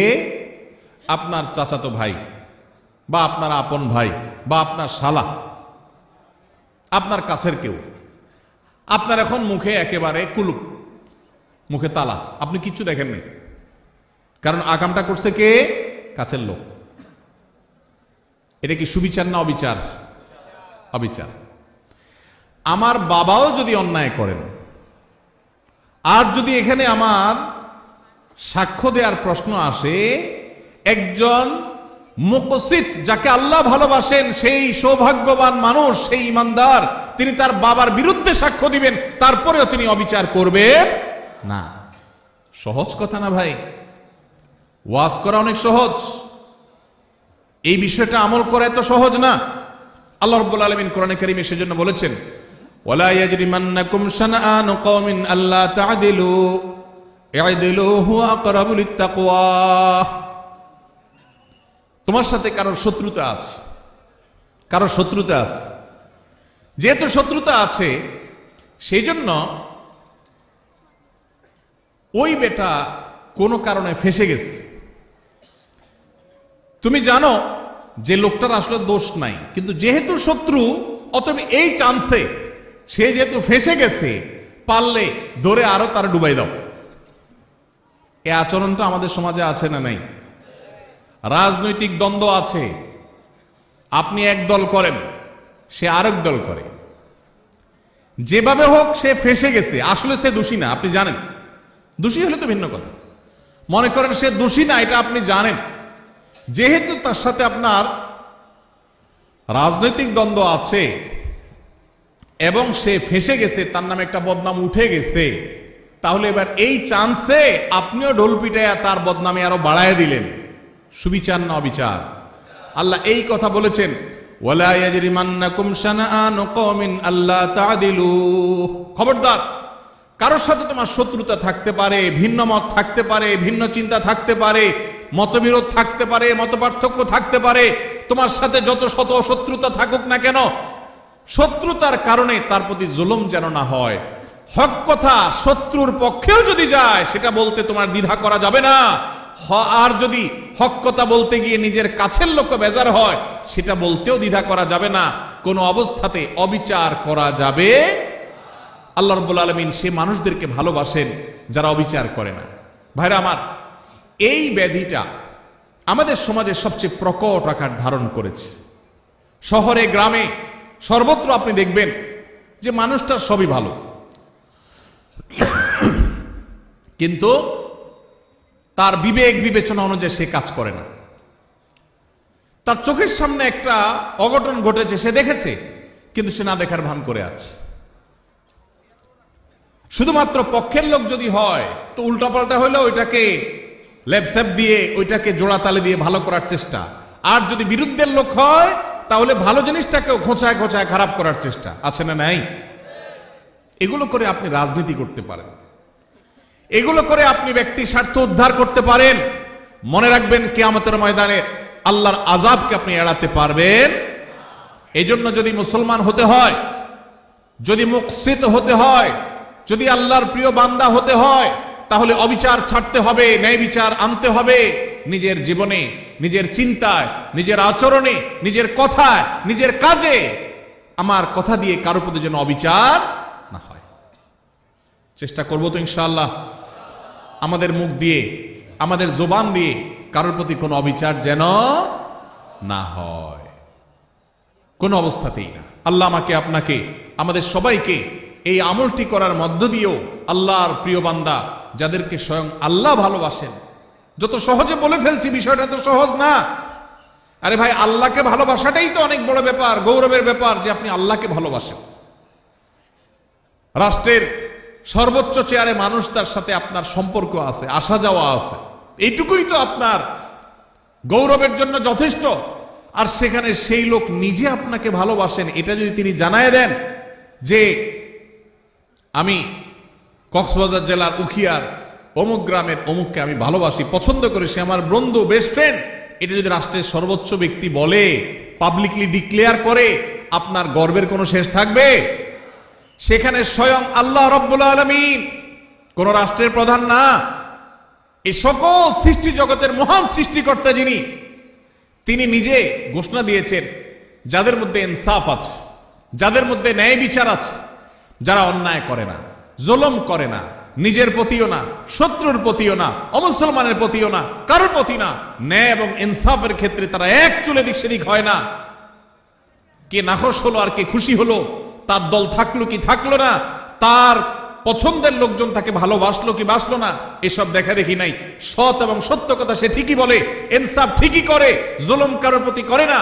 এই মানুষকে স্বয়ং আরশের মালিক, স্বয়ং রাজাদিরাজ, সকল সৃষ্টি জগতের সৃষ্টিকর্তা মহান আল্লাহ রাব্বুল আলামিন স্বয়ং ভালোবাসেন। আল্লাহ তাআলা আমাদের সবাইকে সেই সৌভাগ্যবান মানুষদের কাতারে শামিল হওয়ার তৌফিক দান করুন। তাহলে তিনটা শ্রেণী পেয়ে গেলাম। প্রথম শ্রেণী ছিল কি? মুহসিন, যারা খুঁটে খুঁটে সব ভালো কাজগুলো করে, মানুষ উপকার করে, ইহসান করে। আর দ্বিতীয় হলেন মুত্তাকি, যাদের মধ্যে আল্লাহর ভয়ের চেতনা আছে, সেজন্য সে আল্লাহর ফরজ নির্দেশ ছাড়া থাকতে পারে না, আর আল্লাহর হারামের ধারে কাছেও যায় না। আর 3 নম্বর হলেন ইনসাফকারী, মুকসিত, যাদেরকে বলেছেন আল্লাহ, আল্লাহর ভাষা যারা মুকসিত, সে ইনসাফকারী, ন্যায় নিষ্ঠ আচরণকারী, কখনো অবিচার করে না, দোস্ত হোক আর যেই হোক। আল্লাহ তাআলা আমাদের সবাইকে এদের কাতারে শামিল হওয়ার তৌফিক দান করুন। নাম্বার 4 নম্বর হলো যারা তওবা করে। যারা কি করে ভাই? তওবা করে। আল্লাহু আকবার। আমাদের সবারই জীবনে ভুল ত্রুটি হয়, হয় কি হয় না বলেন? গুনাহমুক্ত কে কে আছেন এখানে? আছেন কেউ? সবারই আমাদের গুনাহ হয়। নবী সাল্লাল্লাহু আলাইহি ওয়াসাল্লাম এই কথাই বলেছেন, কুল্লু বনি আদম খাত্তা ওয়া খায়রুল খাত্তাইনা আত-তাওয়াবুন। সকল আদম সন্তানই কম বেশি অপরাধী, আমাদের সবারই কম বেশি দোষ আছে। কিছু লোক আছে সমাজে, দেখবেন সে কোনো দোষ খুঁজে পায় না। আছে না নাই? নিজের কোনো দোষ খুঁজে পায় না। বিপদ আপদ হলে বলে কি, আমার কেন এগুলো হলো, আমি বুঝলাম না, কি অন্যায়টা করলাম, আমি কি অন্যায় করছি, উনি খুঁজে পায় না। নিজের অন্যায় খুঁজে না পাওয়াটাই তো সবচেয়ে বড় অন্যায়, ঠিক না ঠিক? মানুষ যার পরতে পরতে ভুল হয়, এটা ভুল হয়, ওইটা ভুল হয়, মানুষ, সে মানুষ যদি নিজের ভুলের কথাই সে আঁচ করতে না পারে, এটাই তো সবচেয়ে বড় অন্যায়। অনেক লোক আছে দেখবেন, বিড়ি বা সিগারেটের ধোঁয়া ছাড়তে ছাড়তে বলে, ভাই জানেন আমার এই জীবনে আমি কোনোদিন কারোর কোনো ক্ষতি করিনি। ছাড়তেছে কিসের ধোঁয়া? সিগারেটের ধোঁয়া। উপকার করতেছে না ক্ষতি করতেছে? ধোঁয়া ছাড়তে ছাড়তে বলে, জানেন ভাই এই জীবনে কোনোদিন কারোর কোনো ক্ষতি করি নাই, স্টিল সে ক্ষতি করতেছে, কিন্তু তার সে খবর। তো অনেক লোক এমন আছেন যে নিজের পাপ অপরাধ খুঁজে পায় না, বলে যে এত বিপদ আমার কেন, কি অন্যায়টা করলাম আমি, কি অন্যায় করছি উনি। ভাইরা আমার, আমাদের অজান্তে কত ভুল হয় বলেন। ধরেন আপনি নামাজে দাঁড়াইছেন, ইবাদত করতেছেন, আপনার জামাটা হয়তো কোনো কারণে একটু গন্ধ হয়ে গেছে, আপনি জানেনও না, হতে পারে না কোন এক সাইডে কোনো গন্ধ কিছু লাগছে বা কিছু, আপনার পাশের মুসল্লির কষ্ট হচ্ছে, অন্যায় না ন্যায় এটা? আপনি হয়তো টেরও পান নাই, হইতে পারে কি পারে না বলেন? আপনি হয়তো বাজারে গেছেন, পাবলিক বাসে উঠছেন, খুব চাপাচাপি ভিড়ের মধ্যে উঠছেন, এই চাপের মধ্যে একটু জোর করে উঠতে গিয়া হয়তো কেউ কষ্ট পেয়েছে, আপনি টেরও পান নাই, হতে পারে কি পারে না? হতে পারে না এরকম? আপনি হাঁটছেন, আপনার পায়ের নিচে হয়তো পিপিলিকা পড়ে মারা গেছে। পিপিলিকা আপনাকে কষ্ট দিলে নিধন করা জায়েজ আছে, তাকে মারা না জায়েজ না, কিন্তু কোনো প্রয়োজন ছাড়া, কোনো কারণ ছাড়া আল্লাহর কোনো প্রাণীকে অহেতুক হত্যা করা, এটা আপনার জন্য ইসলাম আপনি সেটা করতে বলে নাই। কিন্তু আপনার অজান্তে আপনার পায়ের নিচে পড়ে এরকম বহু প্রাণী হয়তো মারা গেছে, তাকে মারার কোনো কারণ হয়তো নাই, সে আপনার কোনো উপদ্রব করছে না, আপনি রাস্তা দিয়ে হেঁটে যাচ্ছেন, কিন্তু আপনার অজান্তে কাজটা হয়ে গেছে, হতে পারে কি পারে না? এরকম অন্তত কয়েক হাজার দৃষ্টান্ত এখানে বসে দেওয়া যাবে, খুঁটে খুঁটে বের করা যাবে, বড় তালিকা করা যাবে যে আমাদের অজান্তেও আমাদের অনেক ভুল হয়। তাহলে কোনো মানুষ যদি বলে আমি আবার কি ভুল করলাম, আমার অন্যায়টা কি হলো, আমি অন্যায়টা কি করলাম, তাহলে এটাই হলো তার সবচাইতে বড় অন্যায়। আমার অপরাধটা কি, এই কথা যে বলে সে সবচেয়ে বড় অপরাধী। আল্লাহর কাছে বান্দা সব সময় তার অপরাধ বোধের কথা স্মরণ করবে। আমার অজান্তে কত অপরাধ হয়ে যাচ্ছে, জ্ঞাতসারে কত অপরাধ হয়ে যাচ্ছে। এই যে আমি কথা বলছি, এই কথাটা যে মাপে হওয়া দরকার একটু বেশি মাপে হয়ে যাচ্ছে, হতে পারে এটাও একরকমের সীমা লঙ্ঘন। আপনি আপনার বাবার সামনে মায়ের সামনে কথা বলছেন, বাবা মা নিজস্ব লোক, ঘরের লোক, সবচেয়ে আপন মানুষ, একটু জোরে বলে ফেলছেন, অন্যায় হয়ে যেতে পারে, তাদের মনে কষ্ট হতে পারে, তারা এটাকে মাইন্ডে নিতে পারেন, তাহলে এটা একটা অপরাধ হতে পারে, অথচ আপনার খবরই নেই যে আপনি অন্যায় করেছেন। এরকম অজস্র অপরাধ হয়। এজন্য ইমানদার সবসময় তওবা করবে। আমাদের প্রিয় নবী সাল্লাল্লাহু আলাইহি সাল্লামের প্রিয় একটা আমল ছিল নিয়মিত তওবা করা। আপনি মিডল ইস্টে গেলে দেখবেন আরাবিয়ানরা, বিশেষ করে সৌদি নাগরিকরা, কোনো ডাক্তারের ওয়েটিং রুমে বা কোনো পাবলিক প্লেসে, কোনো অপেক্ষার জায়গায় তারা এরকম লিখে রাখে ইমলা আওকাতাল ইন্তিজার বিল ইস্তিগফার, অর্থাৎ ওয়েটিং এর সময়টাকে আল্লাহর কাছে ইস্তিগফার করে কাটান। ভাইরা আমার, এই জন্য নবী সাল্লাল্লাহু আলাইহি সাল্লাম নিয়মিত প্রতিদিন ইস্তিগফার করতেন, কমপক্ষে 70 বার, সম্ভব হলে আরো বেশি সংখ্যক বার আমরা ইস্তিগফার করার চেষ্টা করব। আল্লাহ আমাদের সবাইকে তৌফিক দান করুন। ইস্তিগফারের চেতনা হলো আল্লাহর কাছে নিজের অপরাধের কথা স্মরণ করে ক্ষমা চাওয়া, যে আল্লাহ আপনি মাফ করে দেন, আল্লাহ আমি আর গুনাহ করব না, আল্লাহ আমার অজান্তে ভুল হতে পারে, জ্ঞাতসারে ভুল হতে পারে, আল্লাহর কাছে মাফ চাওয়া। আল্লাহর কাছে মাফ চাওয়ার একটা মজা আছে ভাই। মানুষের কাছে মাফ চাইলে আপনার মনটা দেখবেন খারাপ হয়ে গেছে।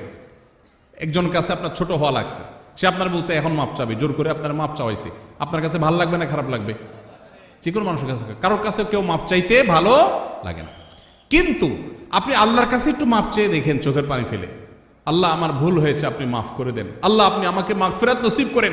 আপনি যদি আল্লাহর কাছে মাফ চান, চোখের পানি ফেলেন, আল্লাহর শপথ, পৃথিবীর বহু সুখ, বহু তৃপ্তির চাইতে বেশি তৃপ্তিদায়ক হবে আল্লাহর কাছে মাফ চাওয়ার মুহূর্তগুলো। সালহাতু সাঙ্গেবুদি দিল খারাস আজমুদে এক জামানা খাকেবাস। পাথর হয়ে তো বহুকাল ছিলে ভাই, একটু আল্লাহর কাছে চোখের পানি ফেলে একটু দোয়া করে কেঁদে কেটে দেখো, আল্লাহ আপনি আমাকে মাফ করে দেন, আল্লাহ কত ভুল করেছি, আপনি ক্ষমা করে দেন। এই ক্ষমা চাওয়ার মধ্যে যে তৃপ্তি আছে, পৃথিবীর বহু ভোগের মধ্যে সেই তৃপ্তি নাই। এই জন্য আল্লাহ ভালোবাসেন সে মানুষগুলোকে যারা তওবা করে। তওবা কি? তওবা হলো রুট চেঞ্জ, রাস্তা পরিবর্তন। আপনি যাচ্ছেন জাহান্নামের দিকে, আপনি সেটা চেঞ্জ করে জান্নাতের রুটে উঠে গেলেন। ভুল পথে চলছিলেন, সেটা ছেড়ে এখন সঠিক পথে চলে আসছেন, এটার নাম কি ভাই? তওবা। নামাজ পড়তাম না, এখন নামাজ শুরু করেছি। খারাপ বন্ধুর সাথে চলতাম, এখন আর চলি না, ভালো বন্ধুর সাথে চলি।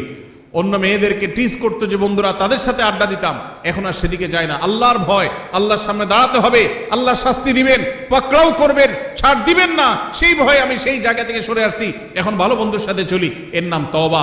তওবা শুধু মুখে আস্তাগফিরুল্লাহ ওয়া আতুবু ইলাইহি বলার নাম নয়, তওবা একটা আচরণের নাম, তওবা একটা স্বভাবের নাম, তওবা একটা অ্যাটিটিউডের নাম, তওবা একটা অ্যাপ্রোচের নাম।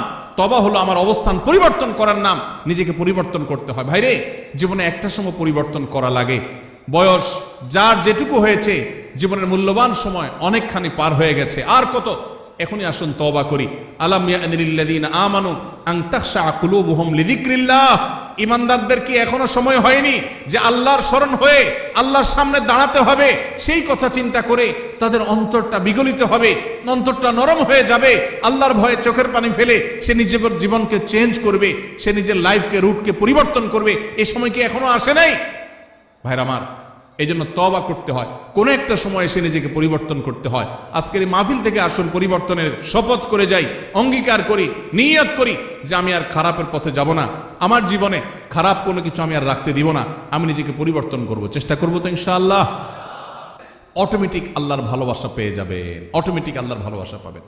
প্রসিদ্ধ একটি হাদিস আপনারা বারবার শুনেছেন হয়তো, নবী করিম সাল্লাল্লাহু আলাইহি সাল্লাম বলেছেন, আল্লাহর বান্দা, আল্লাহর বান্দা আল্লাহ অনেক ভালোবাসেন। এর মধ্যে কোন বান্দা যখন তওবা করে, গুনাহ করা থেকে ফিরে আসে, খারাপ কাজ থেকে সরে আসে, একে আল্লাহ কত ভালোবাসেন এটা বোঝাবার জন্য নবী সাল্লাল্লাহু আলাইহি সাল্লামের প্রসিদ্ধ একটা হাদিস আপনারা শুনেছেন। তিনি বলেছেন, একটা লোক সফরে বের হয়েছে, আজকালকার যুগের মতো সফর না, সেই শত শত হাজার বছর আগে মরুভূমিতে যেরকম জঙ্গলের ভিতর দিয়ে মানুষ সফর করতো, কোনো পথে কোনো দোকানপাট কিছু ছিল না, এরকম মরুভূমির মাঝখানে কোনো একটা গাছের নিচে তিনি যখন রেস্ট করার জন্য শুয়েছেন, যেই ঘোড়ায় করে যাচ্ছিলেন ওই ঘোড়ার পিঠে তার খাবার দাবার পানি সব ছিল। ঘুম থেকে উঠে দেখেন ঘোড়া উধাও নাই, রশি ছিঁড়ে নাই হয়ে গেছে। যতদূর চোখ যায় কোথাও কোনো মানুষ নাই, ঘোড়া তো নাই, কিছুই নেই। তো এই লোকটা অপেক্ষা করছে, একদিন, 2 দিন, 3 দিন, রাত যায় দিন আসে, আর ঘোড়া আসার নাম নাই। আর এই মরুভূমিতে কোনো মানুষজন নাই। তার এখন তৃষ্ণায় প্রাণ বের হওয়ার উপক্রম, ক্ষুধায় যান বের হওয়ার উপক্রম। আর কোথায় যাবে তার কোনো সীমারেখা নাই, শত শত হাজারো কিলোমিটার দুদু মরুভূমি। এরকম অবস্থায় লোকটা জীবনের আশা ছেড়ে দিছে, তাহলে আমার এখানেই বোধহয় মরে যেতে হবে। এই অবস্থায় সে যদি গাছের সাথে হেলান দিয়ে বা যে কোনোভাবে চোখ বন্ধ করে বা রেস্ট করে, আর হঠাৎ করে দেখতে পায় তার সেই ঘোড়া আবার সব জিনিসপত্র পিঠে যেভাবে ছিল ওইভাবে আছে, আর সে হাজির হয়ে গেছে।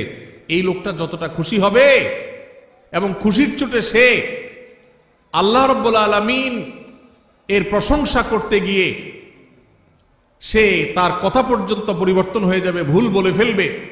এই লোকটা যেরকম আনন্দে আত্মহারা হয়ে যাবে, আল্লাহ তাআলার কোন বান্দা যখন তার জীবনকে পরিবর্তন করার সিদ্ধান্ত নেয় যে আমি আর খারাপ বন্ধুর সাথে চলবো না, খারাপ পথে চলবো না, কারোর কষ্ট দেব না, গুনাহের পথে যাব না, বেনামাজি থাকবো না, সে যখন রুট চেঞ্জ করার সিদ্ধান্ত নেয়, তওবা করে, খারাপ পথ থেকে ভালো পথে ফিরে আসে, স্বয়ং আল্লাহ রাব্বুল আলামিন ঠিক একইভাবে তার এই তওবার কারণে আল্লাহ তাআলা খুশি হয়ে যান, আনন্দিত হন, তার প্রতি আল্লাহ তাআলা সন্তুষ্ট হয়ে যান।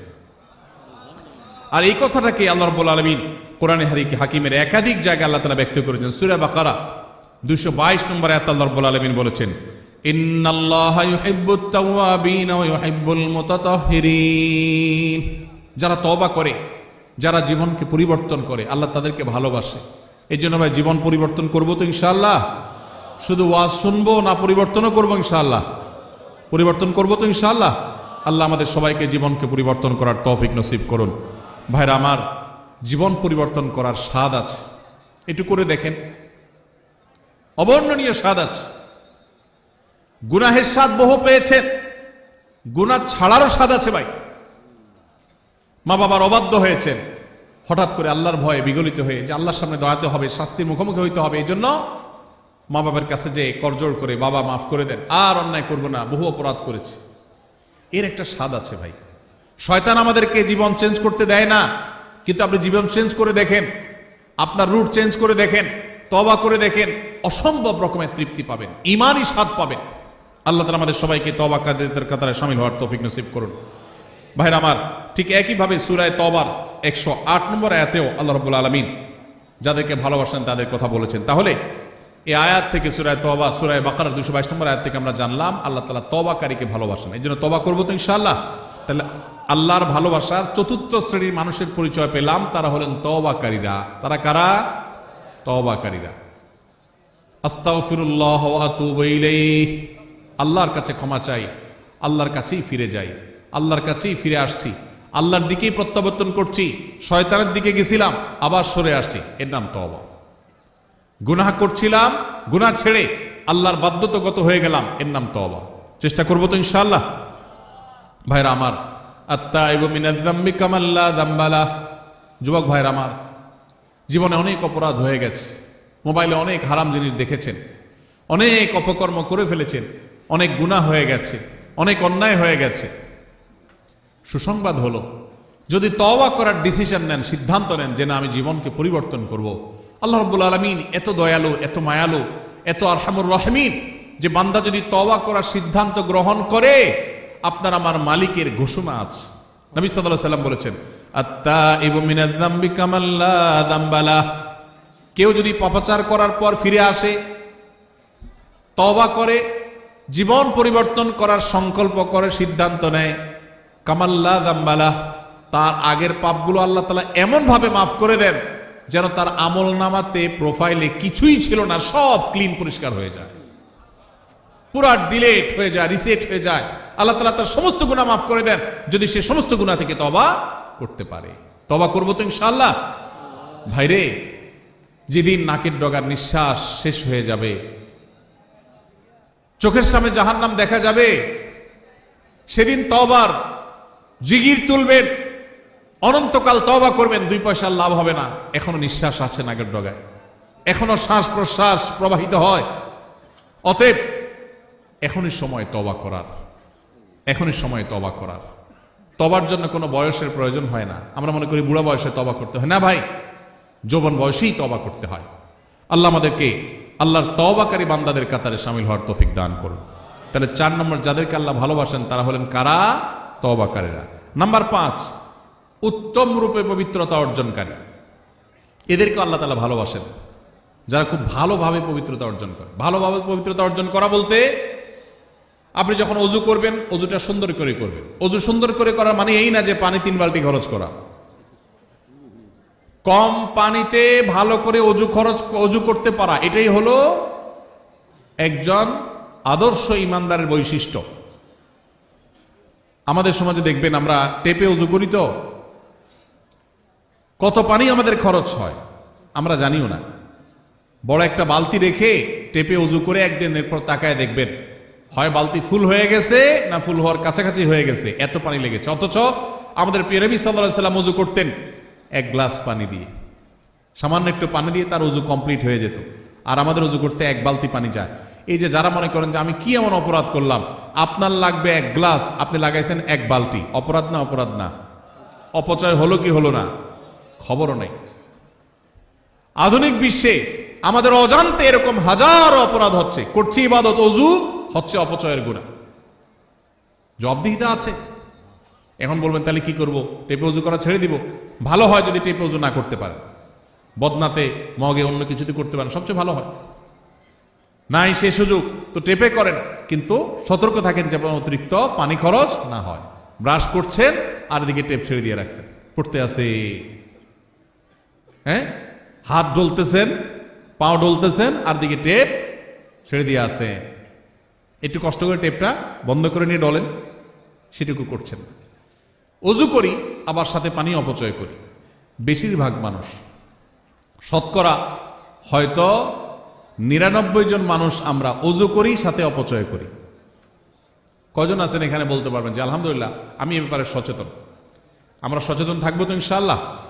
তো আমি যেটা বলতেছিলাম সেটা হলো, অজু করতে গিয়ে পানি বেশি খরচ করার নাম উত্তম রূপে পবিত্রতা নয়। উত্তম রূপে পবিত্রতার মানে হলো, এই যে শীতের দিন আসছে, আসরের অজু দিয়ে কে কে এসা পড়তে পারেন? হাত তোলেন দেখি। মাশাআল্লাহ, দেখছেন? আসরের অজু দিয়ে এসা পড়তে পারা, এটা কি খুব বেশি বেটাগিরি? হ্যাঁ, আলহামদুলিল্লাহ কিছু মানুষ সুস্থ, এটা তাদের সুস্থতার আলামত। কিছু মানুষের জন্য এটা পজিটিভ, কিন্তু বেশিরভাগ ক্ষেত্রে এটা 2 নম্বরই। সবার ক্ষেত্রে বলি না, কিন্তু বেশিরভাগ ক্ষেত্রে। কিরকম? বিশেষ করে শীতের সময় আসরল যদি এসা পর্যন্ত চালানোর মানে হলো অজু যায় যায় ভাব, কিন্তু অজু ছাড়ে না, ধরে রাখে। আছে না নাই? টেনে টুনে আর আধা ঘন্টা আছে, এসাটা পার করতে পারলে জান বাঁচে। আছে না নাই? এই প্রবণতাটা কি ভালো না খারাপ? এটা স্বাস্থ্যের জন্য খারাপ, ইবাদতের জন্য খারাপ। নবী করিম সাল্লাল্লাহু আলাইহি ওয়াসাল্লাম বলেছেন, আলা আদুল্লুকুম আলা মা ইয়ামহুল্লাহু বিল খাতায়া ওয়া ইয়ারফাউ বিহি দারাজাত। কিছু আমল আছে যেগুলো মানুষের গুনাহ মাফ করে দেয়, আল্লাহর কাছে মর্যাদা বাড়ায় দেয়। এর ভিতরে একটা আমল হলো ইসবাগুল ওযুই আলাল মাকারিহ। কষ্ট উপেক্ষা করে হলেও ভালো করে ওযু করা। কষ্ট উপেক্ষা করে হলেও ভালো করে ওযু করা। এই জন্য ওযু করতে কষ্ট হলেও ছেড়ে দিব ওযু। আপনার বাথরুমের বেগ আছে, বায়ুর বেগ আছে, পেশাবের বেগ আছে, কষ্ট করে আটকে রাখছেন, নামাজ পড়তেছেন, এটা নামাজ না, এটা ভালো করে নামাজ পড়া হলো না। ছেড়ে দেন ওযু। ফ্রেশ ওযু করলে মরে যাবেন নাকি? একটু কষ্ট হবে ঠান্ডাতে, কি সমস্যা? কিন্তু ফ্রেশ মোডে ইবাদত করবেন, ওইটার সওয়াব বেশি হবে। আর পেশাবের বেগ আছে, মন হলো টয়লেটের দিকে, আর এদিকে আপনি নামাজ পড়তেছেন, এই নামাজ কখনো ভালো নামাজ হতে পারে না। শ্বশুরবাড়িতে প্রথম যাওয়ার সময় কি পেশাবের বেগ নিয়ে যাবেন? সব ফ্রেশ ট্রেশ করে তারপরে বাহাদুরের মতো ঢুকার চেষ্টা করবেন। তো আল্লাহর দরবারে দাঁড়ানোর সময় কিভাবে পেশাবের বেগ নিয়ে নামাজ দাঁড়ান? ছেড়ে দেন ওযু। তো এই জন্য উত্তম রূপে ওযু করে যারা, তাদেরকে আল্লাহ তাআলা ভালোবাসেন। উত্তম রূপে পবিত্রতা অর্জন করে, শুধু ওযু না। যদিও উত্তম রূপে পবিত্রতা অর্জন করার একটা সংজ্ঞা হলো যে অজুর অঙ্গগুলো ভালো করে ধোয়া যাতে শুকনো না থাকে। নবী সাল্লাল্লাহু আলাইহি ওয়াসাল্লাম বলেছেন ওয়াইদুল আকাবিনান নার, তোমাদের পায়ের গিরা গোড়ালি এগুলোকে জাহান্নামের আগুন থেকে বাঁচায়ও। কারণ অজুর সময়, শীতের সময় বিশেষ করে অনেক সময় দেখা যায় এগুলো শুকনো থাকে, ভালো করে ডলতে হয়।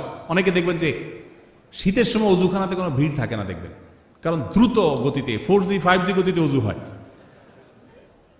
হ্যাঁ, শীতের সময় অজু হয় 4G 5G গতিতে, আর গরমের সময় 2G গতিতে, নেটওয়ার্কই থাকে না। এত আস্তে আস্তে অজু, খবর নাই, কারণ আরাম লাগে। তো শীতের সময় হোক আর গরমের সময় হোক, অজুর অঙ্গগুলো ভালো করে ধোয়া। গোসল ফরজ হয়েছে শীতের দিন, কে কি মনে করবে এসব চিন্তার দরকার নেই, গোসল করবেন। ফরজ নামাজ পড়তে হবে আপনাকে, এটা মাফ নাই। যা হয় হোক আপনার নামাজ পড়তে হবে, এটা জীবন মরণের ব্যাপার। অতএব উত্তম রূপে পবিত্রতা অর্জন করতে হবে। ফরজ গোসল যখন করবেন, আগে নাপাকগুলো ভালো করে ধুয়ে পরিষ্কার করে, কাপড়ের নাপাক পরিষ্কার করে, এরপরে পুরো শরীর নাপাক পরিষ্কার করে ভালো করে ধোবেন, ভালো করে গড়গড়া করে কুলি করবেন। এটা হলো উত্তম রূপে পবিত্রতা অর্জন করা। আল্লাহ রাব্বুল আলামিন কোরআনে হাকিমে প্রশংসা করেছেন কাদের? প্রশংসা করেছেন সূরা তাওবার 108 নম্বর আয়াতে ওই সমস্ত মানুষদের যারা উত্তম রূপে পবিত্রতা অর্জন করে। আল্লাহ বলেছেন আল্লাহু ইউহিব্বুল মুত্তাহিরিন। মসজিদে কুবা, মদিনার এই এলাকার মানুষদের প্রশংসা করে আল্লাহ বলেছেন ফিহি রিজালুন ইউহিব্বুনা আইয়াতাতাহারু, এই এলাকার কিছু মানুষ আছে এরা খুব ভালো করে পবিত্রতা হইতে পছন্দ করে, আর আল্লাহ তাআলা ভালো করে পবিত্র হওয়া মানুষদের ভালোবাসেন। এখানে ভালো করে পবিত্রতা হওয়ার অনেকগুলো তাফসীর এবং ব্যাখ্যার মধ্যে একটা হলো যে আরবের মানুষরা পানি মরুভূমিতে খুব বেশি পাওয়া যেত না, তারা অনেকে ঢিলা কুলুক ব্যবহার করে ক্ষান্ত হতো, আর কুবার মানুষেরা তারা ঢিলা কুলুক ব্যবহার করতো আর পানিও ব্যবহার করতো, অর্থাৎ ভালোভাবে পবিত্রতা অর্জন করত। এটা আমাদের মুসলমানদের একটা সৌন্দর্য, আমরা উত্তম রূপে পবিত্রতা অর্জন করা শিখেছি আলহামদুলিল্লাহ। পৃথিবীর অনেক দেশে মানুষ আছে তারা ওয়াশরুম সেরে পানি ব্যবহার করে না, আছে না নাই? আছে। যাই হোক, অজু হোক আর গোসল হোক, উত্তম রূপে যারা পবিত্রতা অর্জন করে এদেরকে আল্লাহ তাআলা ভালোবাসেন। এটা 5 নম্বর। নাম্বার 6, ধৈর্যশীলকে আল্লাহ তাআলা ভালোবাসেন। কাদেরকে আল্লাহ ভালোবাসেন? ধৈর্যশীলদেরকে আল্লাহ তাআলা ভালোবাসেন। আল্লাহ রাব্বুল আলামিন কোরআনে হাকিমে ধৈর্যশীলদের ভালোবাসার সম্পর্কে বলেছেন সূরা আলে ইমরান 146 নম্বর আয়াতে ওয়াল্লাহু ইউহিব্বুস সাবিরিন। আল্লাহ তাআলা ধৈর্যশীলদেরকে ভালোবাসেন। ধৈর্য ধরা কি সহজ কাজ না কঠিন কাজ?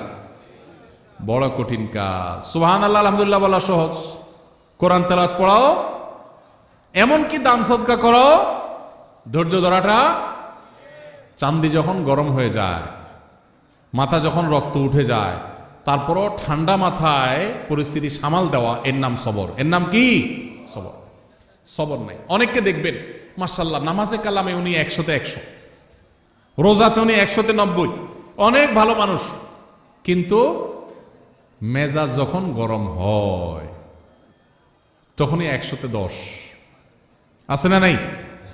আছে না এরকম লোক? সবই ভালো, বদমেজাজ, সবই ভালো, কিন্তু কি? বদমেজাজ। আমাদের এই দেশে পত্রিকার পাতা খুললেই দেখবেন বিয়ের বাড়িতে চিংড়ির সাইজ একটু ছোট হয়েছে। আগে তো চুক্তি করে যায়, সব তো ফকির, খাওন তো জন্মে চোখে দেখে নেই, এই জন্য আরেকজন বাড়িতে খাইতে যাবে, শর্ত করে দিয়ে গেছে এই সাইজের চিংড়ি থাকতে হবে আমাদের, কারণ আমরা ফকির নিজ জীবনে চোখে দেখিনি। বিয়ে যে যাইতে যারা শর্ত দিয়ে যায় এরা হলো এই জাতের লোক, বুঝতে পারছেন? তো সাইজ একটু বেশ কম হয়ে গেছে, কথা কাটাকাটি হয়েছে, মারামারি হয়ে গেছে, ওখানে বিয়ে তো ভাঙছে পারলে একজন শহীদ হয়ে গেছে। শহীদ হয়েছে না জাহান্নামে গেছে? যদি মারামারিতে লিপ্ত হয়ে মরে তাহলে ওইটাও জাহান্নামে যাওয়ার কথা, আল্লাহু আলাম, ব্যক্তি বিশেষের জন্য ফায়সালা না। যাই হোক, তো ধৈর্য এটা হারাই গেছে আমাদের সমাজ থেকে।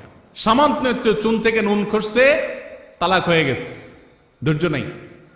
সব আমল আছে এই সমাজে কম বেশি, সবরটা উঠে গেছে, ধৈর্যটা উঠে গেছে। অথচ আপনারা অনেকেই হয়তো জানবেন একটা মাত্র আমল আছে কোরআন এবং হাদিস ঘেটে আপনি যদি দেখেন, যে আমলের বিনিময় আল্লাহ তাআলা ব্ল্যাঙ্ক চেক দিয়ে যেরকম মানুষ পেমেন্ট দেয়, আল্লাহ কিয়ামতের ময়দানে সব দিবেন ব্ল্যাঙ্ক চেক দিয়া, মানে হিসেব ছাড়া। আল্লাহ বলেছেন ইন্নামা ইউওয়াফাস সাবিরুনা আজরাহুম বিগাইরি হিসাব। যারা সবরকারী হবে, ধৈর্যশীল হবে, এদের বিনিময় দেওয়ার সময় ধৈর্য তুমি কতটা করেছ, কত ডিগ্রির করেছ, এইসব মাপজোপ দেখবেন না। আল্লাহ সবরকারীদের, ধৈর্যদারীদের হিসাব আল্লাহ তাআলা হিসাব ছাড়া দিবেন। এই জন্য সবর করবো তো ইনশাআল্লাহ।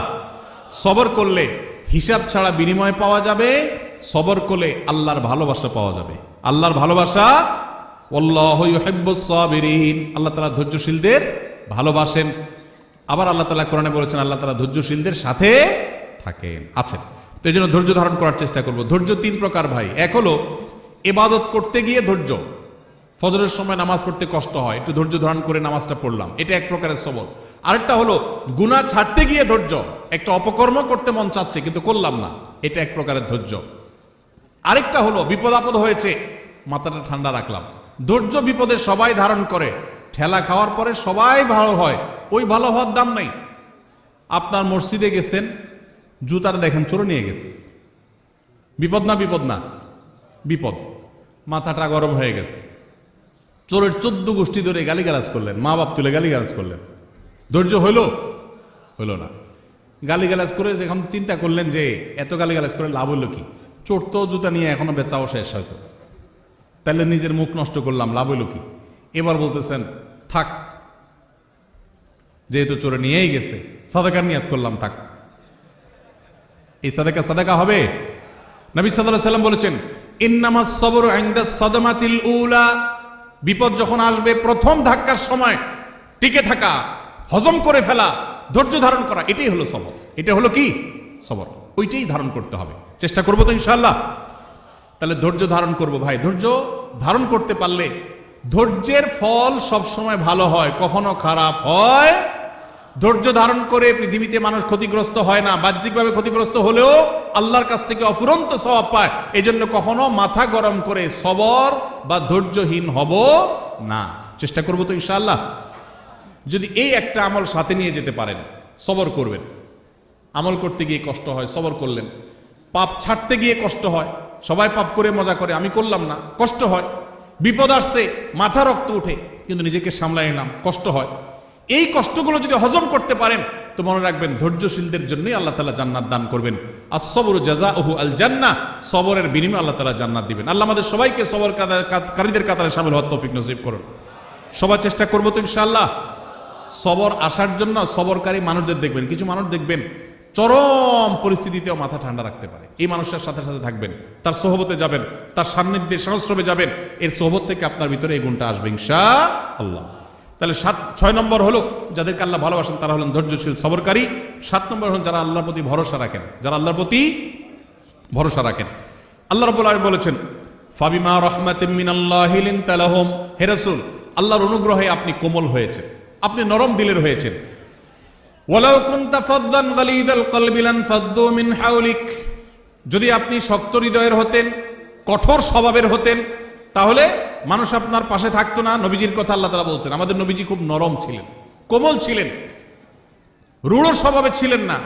যদি রূঢ় স্বভাবের হতেন তাহলে তার পাশে পৃথিবীর কেউ থাকতো না, গোটা বিশ্ব তার কাছে এসে গেছে তার কোমলতার কারণে। এরপর আল্লাহ তাআলা বলেছেন ফাফু আনহুম ওয়াস্তাগফির লাহুম ওয়াশাবিরহুম ফিল আমর, অতএব হে রাসূল আপনি যে সাহাবী সহচরদের মধ্যে থাকেন, আপনার সাথে থাকা লোকদের, তাদেরকে আপনি ভুল হলে মাফ করেন, তাদের জন্য আল্লাহর কাছে ক্ষমা চান এবং তাদের কাছে পরামর্শ করেন। ফাইদা আযামতা, পরামর্শ করে যদি কোনো সিদ্ধান্ত গ্রহণ করেন, ফাতাওয়াক্কাল আলাল্লাহ, তাহলে আল্লাহর উপর এরপরে ভরসা করবেন। কেন? কারণ ইন্নাল্লাহা ইউহিব্বুল মুতাওয়াক্কিলিন, আল্লাহ তাআলা আল্লাহর উপরে ভরসাকারী তাওয়াক্কুলকারীদেরকে ভালোবাসেন। সূরা আলে ইমরান 159 নম্বরে আয়াতে আমরা আল্লাহর ভালোবাসার মানুষদের 7ম প্রকারের সাথেও পরিচিত হলাম। তারা হলেন আল্লাহর প্রতি যারা তাওয়াক্কুল রাখে। কি রাখে ভাই? আল্লাহর প্রতি ভরসা রাখে। আল্লাহর প্রতি কি রাখে? ভরসা রাখে। আল্লাহর ভরসার মানে তো বুঝি আমরা না, কি? যেই কোনো কাজ করার মালিক একমাত্র কে? অতএব আমি শত চেষ্টা করব, আমার মামু খালু আছে, হাই হ্যালো আছে, যাই থাকুক, কিন্তু আমার ভরসা থাকতে হবে কার উপরে? যে হবে সেটাই যেটা আল্লাহ ফয়সালা করেন। আল্লাহ ফয়সালা না করলে বহু মামু খালু থেকে কিছু হবে। আবার একইভাবে আমার জীবনে যত বিপদ আসুক, আমি বাহ্যিকভাবে দেখছি যে আমার চোখে ধোঁয়া ছাড়া কিছু নেই, আমার দেয়ালে পিঠ ঠেকে গেছে, তারপরও আমার ভরসা থাকবে কার উপরে? আল্লাহর উপরে। আল্লাহর উপরে ভরসা থাকবে যে আল্লাহ আমাকে দেখবেন। হাসবি আল্লাহ, যে কোনো বিপদে পড়বেন হাসবি আল্লাহ, মানে আল্লাহ আমার জন্য যথেষ্ট। এটা তাওয়াক্কুলের আলামত।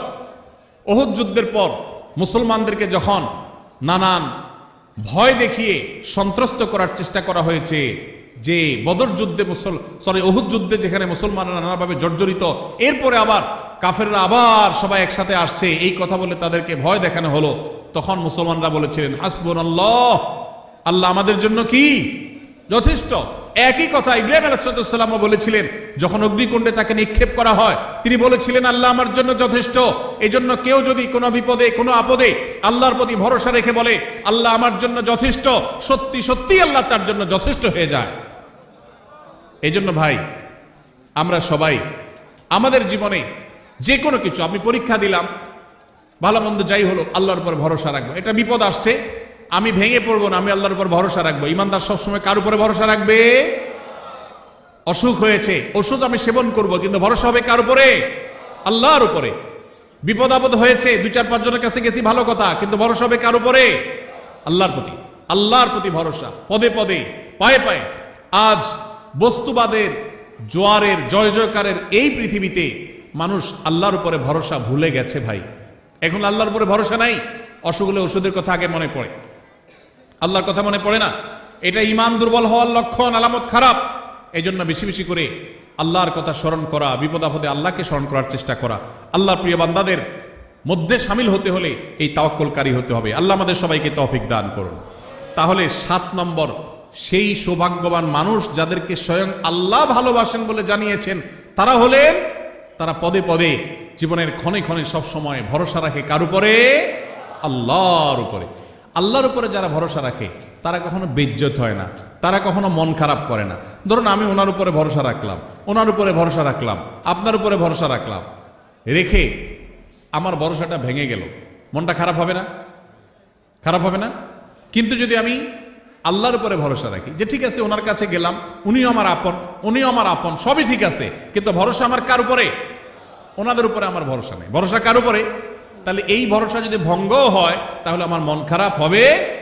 আল্লাহর উপরে ভরসা রাখার পরে যদি আমি দেখি আমি যা চাইলাম তা হইল না, তাহলে সান্ত্বনা আছে, আল্লাহ আমাকে যা চেয়েছি তা না দিয়ে হয়তো ইচ্ছে ভালো কিছু দিবেন। ঠিক না ভাই? ঠিক।